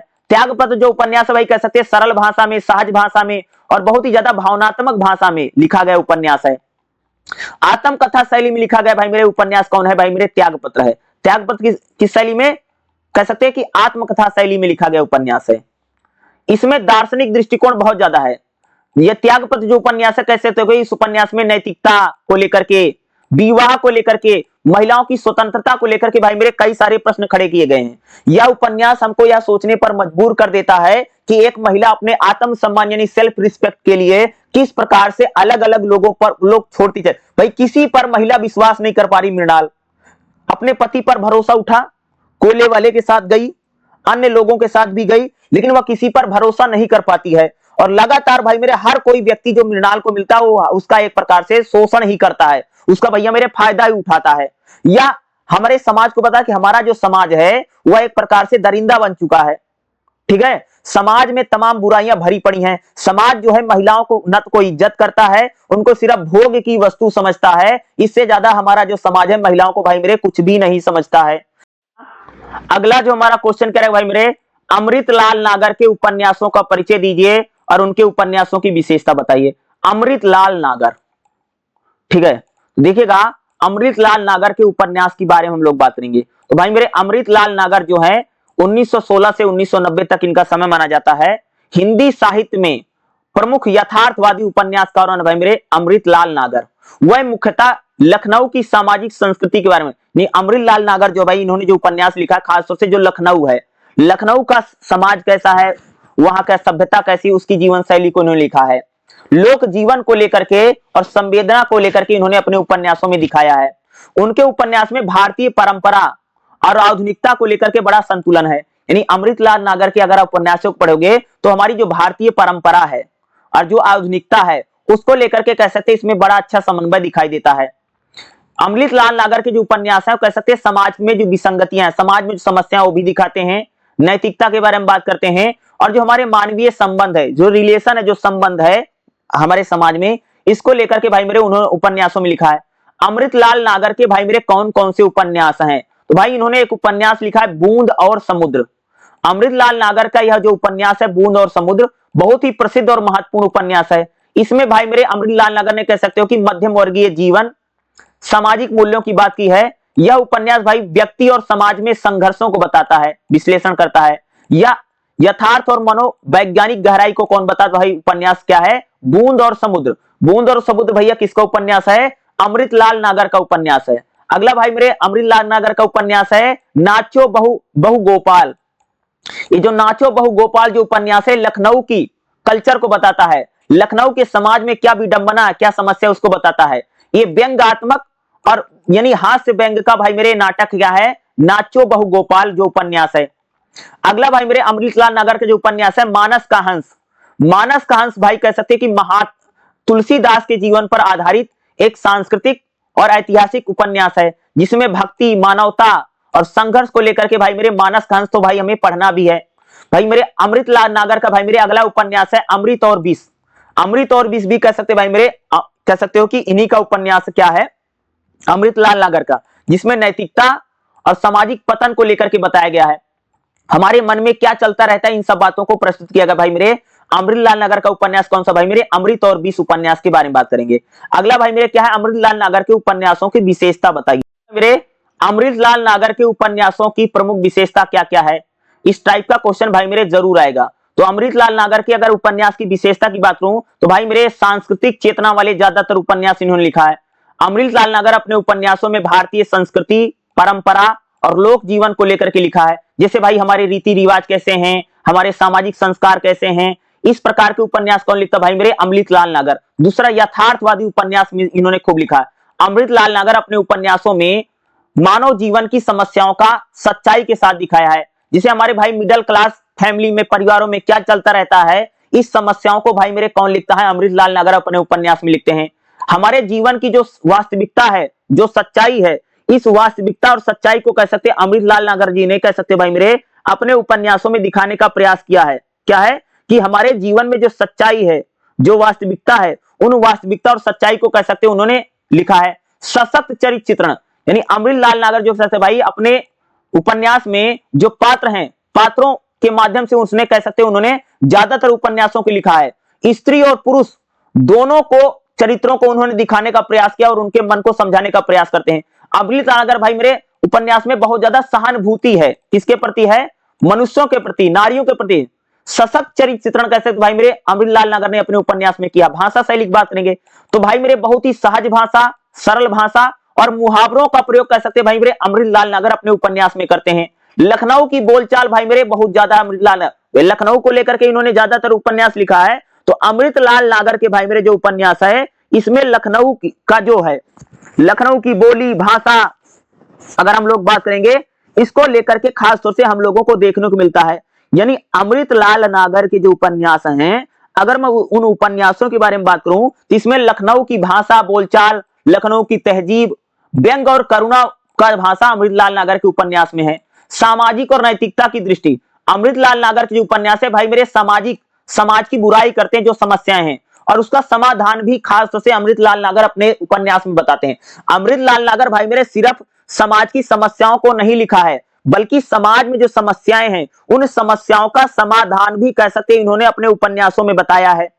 ठीक है, व्यक्ति और समाज दोनों का संबंध को बताते हैं। अमृतलाल नागर भाई कह सकते हैं अपने उपन्यास में समाज में दिखावा नहीं, बल्कि सामाजिक समस्याओं को इन्होंने दिखाने का प्रयास किया है। व्यक्ति के जीवन का प्रभाव समाज पर क्या पड़ता है और समाज का प्रभाव हमारे जीवन पर क्या पड़ता है, इस प्रकार के संबंधों को कह सकते हैं उन्होंने अपने उपन्यास में दिखाया है। भाई अमृतलाल नागर की अगर बात करूं तो अमृतलाल नागर के जो उपन्यास हैं, हिंदी साहित्य में, यानी इंडियन कल्चर, यानी भारतीय संस्कृति को ज्यादातर लिखा है। उन्होंने कह सकते हैं अपने उपन्यास में केवल कथा वाचन नहीं, बल्कि समाज की सच्चाई और सांस्कृतिक विरासत को कह सकते हैं उन्होंने, भाई संस्कृति मतलब जैसे खान पान, पहनावा, रीति रिवाज, पूजा पद्धति, भाई इसी को बोलते हैं संस्कृति। तो भारतीय जो संस्कृति है वह अमृतलाल नागर के उपन्यासों में भाई मेरे हम लोगों को देखने को मिलती है। तो एक क्वेश्चन भाई मेरे एग्जाम में 100% आएगा। अगला हमारा क्वेश्चन करेगा, अमृतलाल नागर के उपन्यास मानस का हंस का कथासार बताइए, और इसकी बात करेंगे। भाई अमृतलाल नागर के जो उपन्यास क्या है भाई मेरे, मानस का हंस, बहुत ही महत्वपूर्ण उपन्यास है। इससे भाई मेरे आपको एग्जाम में 100% क्वेश्चन मिलेगा, याद रखिएगा। देखिएगा, मानस का हंस जो है अमृतलाल नागर का एक ऐतिहासिक उपन्यास है। ये इतिहास को आधार बना करके लिखा गया उपन्यास है। मानस का जो उपन्यास है भाई मेरे, ये तुलसीदास के ऊपर लिखा गया, उनके जीवन पर लिखा गया उपन्यास है, जिसमें तुलसीदास के जीवन के बारे में, उनके व्यक्तित्व के बारे में लिखा गया उपन्यास कौन भाई, मानस का हंस। तो मानस का हंस जो उपन्यास है, एक महान कवि, या कह सकते हैं कि महान भगवान राम को लेकर के भाई तुलसीदास बात करते हैं। तुलसीदास के जीवन पर जो लिखा गया उपन्यास, उनके लाइफ पर जो लिखा गया उपन्यास है भाई, वो कौन सा है, मानस का हंस है। यह उपन्यास केवल तुलसीदास के जीवन को नहीं, बल्कि तुलसीदास के जीवन में जो संघर्ष है, तुलसीदास के जीवन में जो भक्ति है, तुलसीदास के जीवन में जो भगवान राम को लेकर के जो समर्पण दिखाई देता है, यह उपन्यास हमको बताता है। तो तुलसीदास के जीवन को लेकर के जो उपन्यास लिखा गया है वही क्या है, मानस का हंस। यानी तुलसीदास की भाई ये कह सकते पूरी स्टोरी है, कहानी है, मानस के हंस में बताई गई है। यह उपन्यास तुलसीदास के बचपन से लेकर के उनके संत बनने तक किया। भाई जो मानस का हंस उपन्यास है तुलसीदास के बचपन से लेकर के जब भाई मेरे तुलसीदास संत बन जाते हैं तब तक की कहानी बताता है मानस का हंस।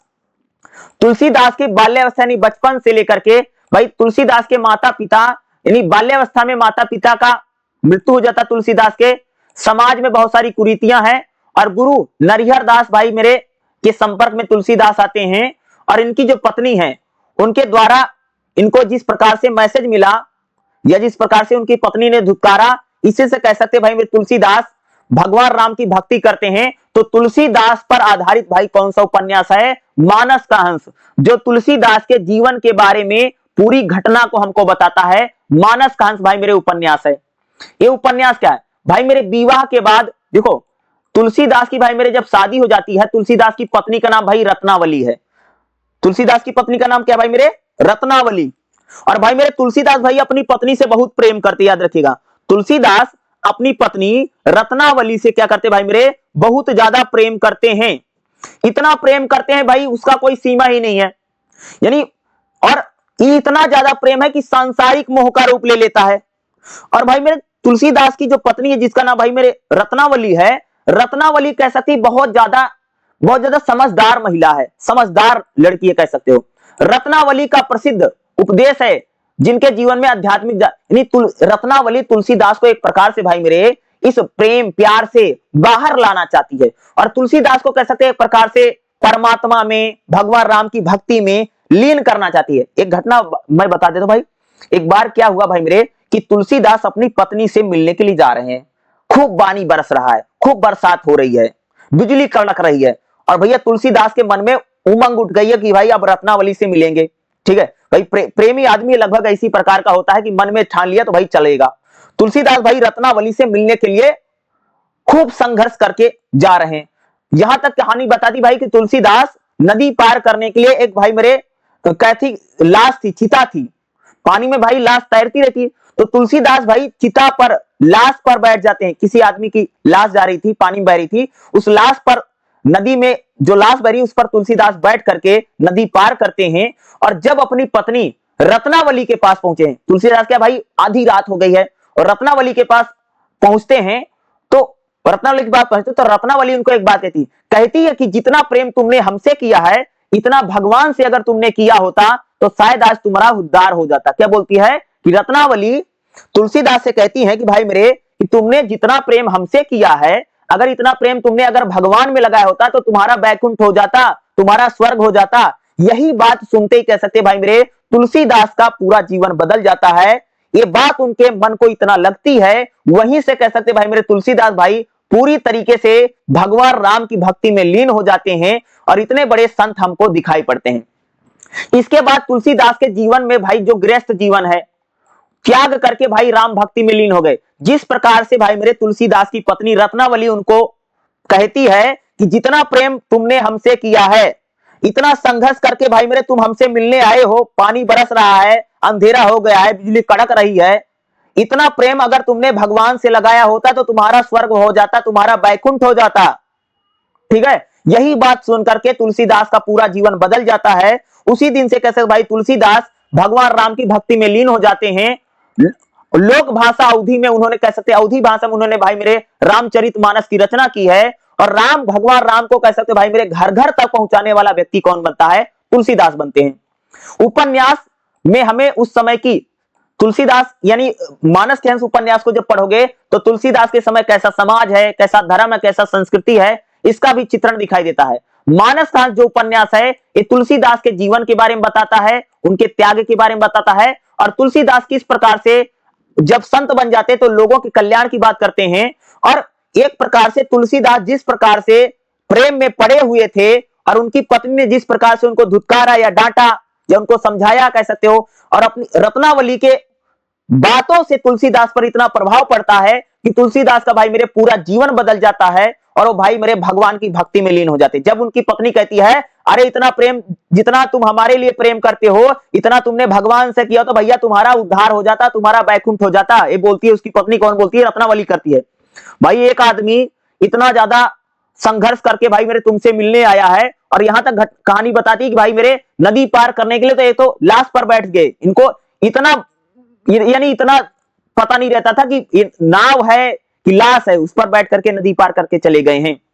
पानी बरस रहा है, रत्नावली से मिलने गए, घर का दरवाजा खटखटाया, रत्नावली निकल करके आती है। अरे कहती है इतना प्रेम, अगर इतनी समस्या उठा करके भाई मेरे तुम हमसे मिलने आए हो, अगर तुमने भगवान से प्रेम किया होता इतना तो तुम्हारा बैकुंठ हो जाता। उसी दिन से भाई मेरे तुलसीदास का पूरा लाइफ बदल गया, पूरा जीवन बदला। और कह सकते भाई तुलसीदास भाई राम की भक्ति में लीन हो जाते हैं, और उसके बाद कह सकते सबसे बड़े संत बनकर के उभरते राम भक्ति के। भाई प्रमुख चरित्र चित्रण क्या है? भाई इसमें चरित्र चित्रण क्या है मानस के हंस उपन्यास में? तो इसमें भाई तुलसीदास है। तुलसीदास इस उपन्यास का भाई मेरे केंद्रीय पात्र है। तुलसीदास क्या महान भक्त हैं। इसके बाद भाई क्या तुलसीदास कौन है? भाई राम के प्रति अनन्य भक्ति है। भगवान राम को इन्होंने भाई परमात्मा कहा। भाई तुलसीदास कहते हैं भगवान राम के जैसा ना तो कोई पति है, ना तो कोई भाई है, ना कोई बेटा है, ना कोई पुत्र है। भगवान राम के मर्यादा पुरुषोत्तम है। तुलसीदास के भाई आत्मिक संघर्ष, इस उपन्यास में तुलसीदास के जीवन में जो प्रेम है, जो संघर्ष है, इसको दिखाया गया है। तुलसीदास भाई क्या लोक मंगल का कवि है। तुलसीदास ने भाई मेरे रामचरितमानस लिखा है, जिसके माध्यम से चाहते भाई जनता का कल्याण हो। तुलसीदास के भाई बहुत ज्यादा संवेदनशील व्यक्ति हैं। समाज के दुख दर्द को इन्होंने समझा है, और तुलसीदास ने कह सकते उस दुख दर्द को भी लिखने का प्रयास किया है। तुलसीदास भाई संस्कृत भाषा और अवधी भाषा में लिखने वाले कवि हैं। तुलसीदास को अगर आप देखो तो भाई क्या करते हैं कि अवधी भाषा हो या संस्कृत भाषा के शब्दों का प्रयोग या ब्रज भाषा के शब्दों का प्रयोग कह सकते भाई मेरे तुलसीदास के यानी तुलसीदास में दिखाई पड़ता है। तो भाई तुलसीदास जो है बहुत ज्यादा आदर्श चरित्र है, भगवान राम की भक्ति में लीन है। रत्नावली के भाई चरित्र क्या है? रत्नावली इसमें आती है। तो रत्नावली भाई मेरे तुलसीदास की पत्नी है, और इस उपन्यास मानस के हंस का एक केंद्रीय पात्र है।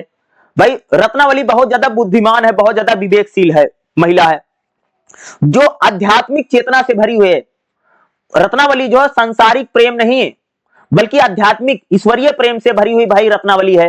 तुलसीदास के जीवन में परिवर्तन लाती है। जब तुलसीदास को कहती है भाई मेरे इतना प्रेम तुमने अगर भगवान से किया होता तुम्हारा उद्धार हो जाता, यानी रत्नावली कौन है? जिसने भाई तुलसीदास के जीवन को पूरी तरीके से बदल दिया।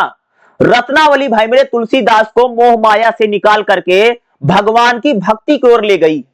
ये एक उपन्यास हमको बताता है कि भाई मेरे तुलसीदास की जो पत्नी है रत्नावली जो है, उनको तुलसीदास को भाई शारीरिक प्रेम से निकाल करके या कह सकते स्त्री पुरुष के प्रेम से निकाल करके उनको ईश्वरीय प्रेम के तरफ कौन ले जाता है? रत्नावली लेकर के जाती हैं। ये हमें उपन्यास बताता है। तो रत्नावली का भाई मेरे जो चरित्र है वो नारी की महिमा है, और कह सकते महिला क्या कर सकती है और किसी के जीवन में कितना बड़ा परिवर्तन ला सकती है, ये भाई मेरे हमको मानस के हंस उपन्यास बताता है। इसमें भाई एक है गुरु नरिहर दास। गुरु नरिहर दास कौन है? तुलसीदास के गुरु हैं।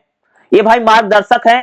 तुलसीदास को इन्होंने शिक्षा दी है और तुलसीदास को भक्ति का मार्ग दिखाया है, और आध्यात्मिक और अनुशासन के प्रतीक है। तो भाई मानस का हंस जो उपन्यास है, इस उपन्यास में कह सकते इतिहास भी है, भक्ति भी है, तुलसीदास को लेकर के लिखा गया उपन्यास है, जिसमें कह सकते तुलसीदास की पत्नी रत्नावली का जो वाक्य है कि भाई मेरे अगर तुमने भगवान से भी इतना प्रेम किया होता तो तुम्हारा बैकुंठ हो जाता, तुम्हारा स्वर्ग हो जाता। यही बातें भाई मेरे तुलसीदास के पूरे जीवन को बदल के रख देती हैं। यह उपन्यास हमको यही शिक्षा देता है, और यही बात बताता भाई मेरे मानस का जो हंस उपन्यास है, बहुत ही महत्वपूर्ण उपन्यास है। और इसको लेकर के भाई मेरे एग्जाम में क्वेश्चन 100% आएगा ही आएगा मानस का हंस को लेकर के।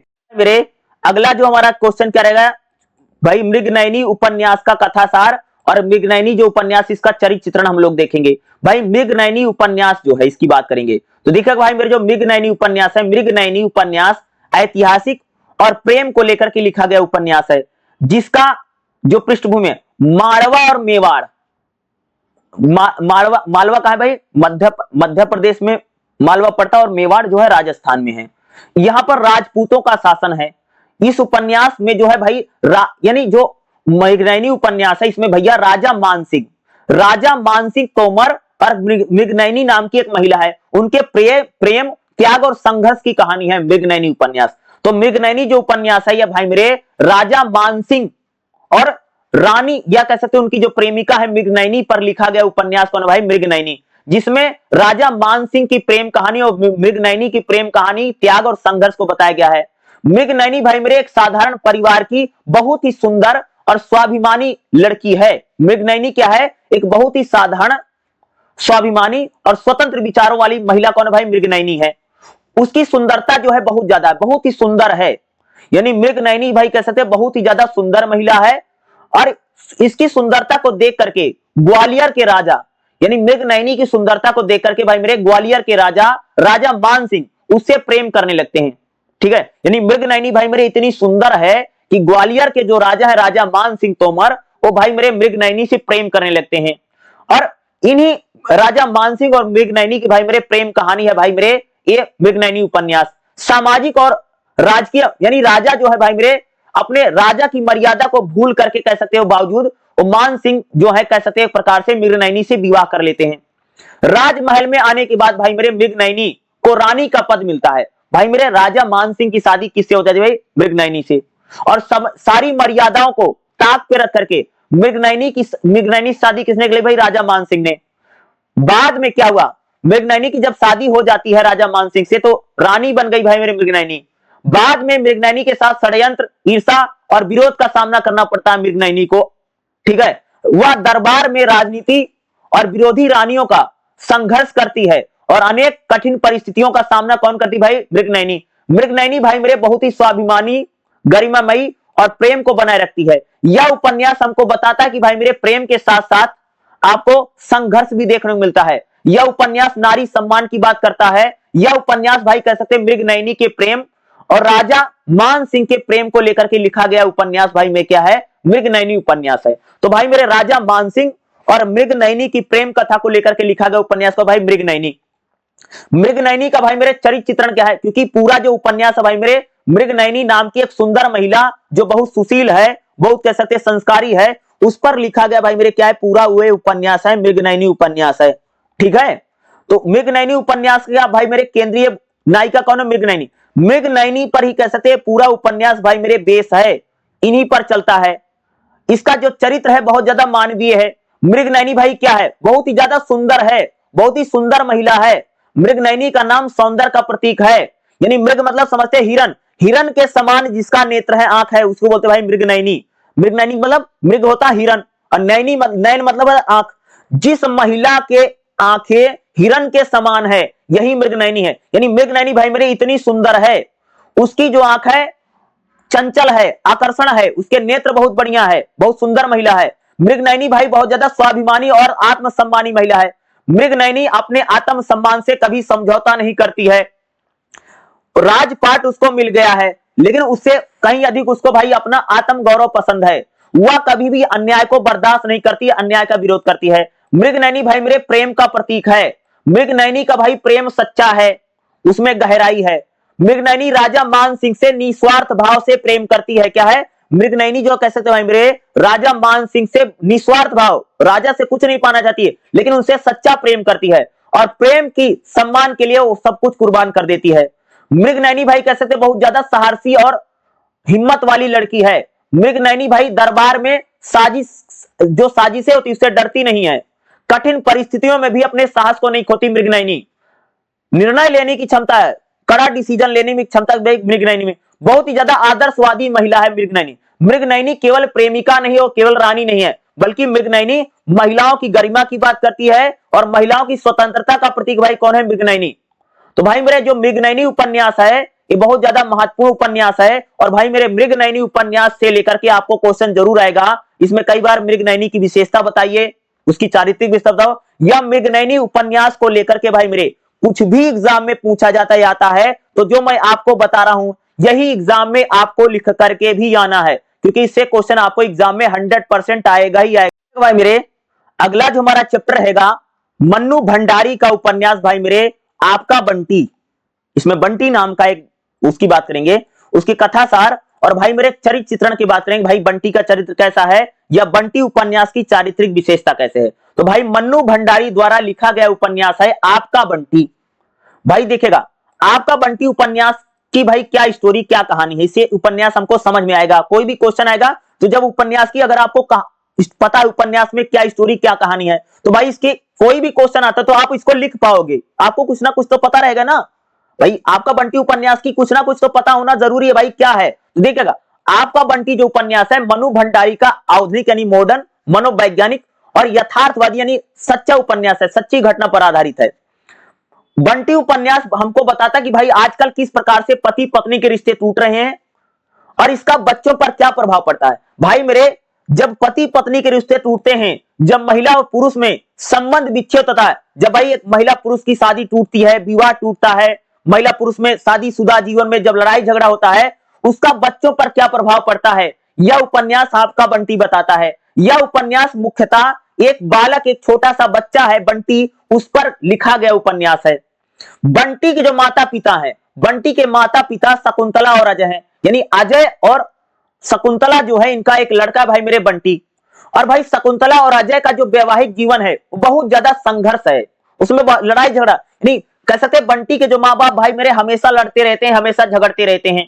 आपको देखा हो ना भाई, कई सारे परिवारों में जो हस्बैंड वाइफ है हमेशा लड़ते रहते हैं, झगड़ते रहते हैं, और इसका असर भैया बच्चे पर पड़ता है। तो बंटी पर उसके माँ बाप जो लड़ाई करते हैं, झगड़ा करते हैं, और माँ बाप में जो तनाव है ये बंटी पर इसका प्रभाव पड़ता है। दोनों के बीच आपसी समझ समझौता नहीं हो पाता है। लगातार झगड़े के कारण भाई मेरे क्या होता कि बंटी के माता पिता का तलाक हो जाता है। तलाक तक बात पहुंच गई भैया कि बंटी के माता पिता यानी जो शकुंतला जो अजय है, इतना लड़ाई झगड़ा होता है कि बात तलाक तक पहुंच जाता है।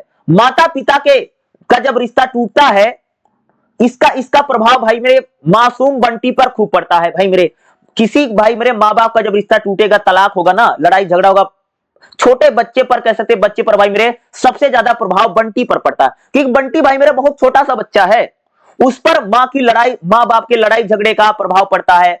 माता पिता में जो रिश्ते टूटते हैं, जो तलाक होता है, इसका प्रभाव भी कह सकते भाई मेरे बंटी के मन पर पड़ता है। बंटी बहुत छोटा बच्चा है, बहुत ही उसका मन इससे प्रभावित है, दुखी है भाई मेरे बंटी का मन। तलाक के बाद भाई मेरे, तलाक के बाद बंटी कभी माँ के पास तो कभी बाप के पास रहता है। आप सबको पता भाई, हमारे देश में ये होता है कि भाई आप देखोगे अगर किसी का तलाक हो जाता पति पत्नी का, तो कभी बच्चा माँ के पास रहेगा, कभी पिता के पास रहेगा, कभी इधर रहेगा, कभी उधर रहेगा, कोई इधर खींचेगा, कोई उधर खींचेगा। तो भाई बंटी के साथ भी ऐसा हो रहा है, तो कभी मम्मी के पास रहता है, कभी पापा के पास रहता है। तो बंटी के मम्मी पापा भैया तलाक हो गया है, कभी पिता के पास तो कभी मम्मी के पास। दोनों ही अपना अधिकार समझते हैं, भैया मम्मी भी अधिकार जमाती, तू तो मेरा बेटा है, पापा कहते नहीं तू मेरा बेटा है। लेकिन इस चक्कर में बंटी की जरूरत भाई मेरे कोई समझ नहीं पाता, बंटी को क्या चाहिए वो कोई नहीं समझ रहा है। ठीक है, सब भैया बंटी को सिर्फ पकड़ना चाहिए। मम्मी समझती है मेरे साइड आ जाए, पापा समझते भाई मेरे साथ आ जाए। इस चक्कर में भाई बंटी को कोई समझ नहीं पा रहा, बंटी स्वयं को अकेला महसूस कर रहा है। भाई माँ बाप में तलाक हो गया है, बंटी खुद को अकेला महसूस करता है। भाई कोई व्यक्ति भाई बंटी की बात नहीं सुनता है, और बंटी अकेला पड़ गया है, अपनी भावनाओं को किसी को बता नहीं पाता है। अंत में बंटी किसी का नहीं रहता है, और वह पूरी तरह से ना तो मम्मी का बनता है, ना तो पापा को बनता है। इस प्रकार आपका जो बंटी है यह एक बच्चे की मानसिक पीड़ा की कहानी है, किस प्रकार से माँ बाप में जब तलाक हो जाता है और बच्चों का उस पर जीवन पर क्या असर पड़ता है, यह आपका बंटी उपन्यास हमको बताता है। यह एक छोटे से बच्चे जिसकी माँ बाप का तलाक हो गया, माँ बाप दिन भर भैया लड़ते झगड़ते रहते हैं, इसका प्रभाव एक छोटे से बच्चे के मन पर क्या पड़ता है, यह उपन्यास आपका बंटी हमको बताता है। आज के परिवारों में खास तौर से इस प्रकार की घटना तो भैया नॉर्मल हो गई है, पति पत्नी का तलाक तो होता रहता है, लेकिन इसका जो बुरा प्रभाव है वह उनके बच्चे पर पड़ता है। यह बंटी उपन्यास हमको बताता है, और मनु भंडारी जो है इसकी लेखिका है, उन्होंने बहुत बढ़िया उपन्यास लिखा भाई मेरे आपका बंटी। और कह सकते आज बिल्कुल रियल घटना भैया आजकल ऐसा हो ही रहा भाई मेरे, होता नहीं, माँ बाप का तलाक हो गया, बच्चा कहीं कोई इधर ले रहा कोई उधर ले, माँ कहती है जज अदालत में जाकर के बेटा मेरे साथ रहेगा, बाप कहता नहीं नहीं मेरे साथ रहेगा। इस चक्कर में भैया बच्चे का तो इधर से उधर हो जाता है, उसका जीवन बर्बाद हो जाता है इस चक्कर में, ना घर का रहता ना घाट का रहता है। तो आपका बंटी उपन्यास हमको यही बताता है। भाई आपका बंटी उपन्यास में बंटी का चरित्र चित्रण क्या है, तो भाई जो बंटी है, बंटी उपन्यास का भैया केंद्रीय पात्र है, पूरा उपन्यास बंटी के इर्द गिर्द घूमता है। भाई बंटी का कैरेक्टर, बंटी भाई मेरे बहुत ज्यादा मासूम, बहुत ज्यादा संवेदनशील बच्चा है, माता पिता के झगड़े से बहुत ज्यादा भैया दुखी है बंटी। दूसरा क्या, बहुत ज्यादा भावनात्मक रूप से असुर, बंटी को भाई मेरे कोई प्रेम नहीं करता है, और कोई भी अपनापन बंटी को नहीं दिखता है। बंटी भाई मेरे बहुत ज्यादा पीड़ित है, मौन हो जाता है। भाई दुख दर्द को देख करके बंटी जो है एक प्रकार से अपने दुख को अंदर ही अंदर रखता है, किसी से बताता नहीं है। बंटी भाई मेरे कह सकते टूटते परिवार का शिकार है। आजकल भाई मेरे हमारे देश में किस प्रकार से परिवार टूट रहे हैं, इसका शिकार कौन होता है? भाई बंटी होता है। दूसरा इसके सहयोगी शकुंतला कौन है? बंटी की मां शकुंतला, जो बहुत ज्यादा पढ़ी लिखी है, आत्मसम्मानी और मॉडर्न महिला है। शकुंतला जो है भाई बंटी की जो मां है, बहुत ज्यादा आत्मनिर्भर है, स्वाभिमानी है, हमेशा अपने पति के बराबर अधिकार चाहती है। मां का तो लगाव इसमें है, लेकिन बंटी को उसकी मां समझ नहीं पाती। बंटी से प्रेम तो करती है, लेकिन उसकी भावनाओं को कभी वो समझती नहीं, बंटी की मां जो शकुंतला है।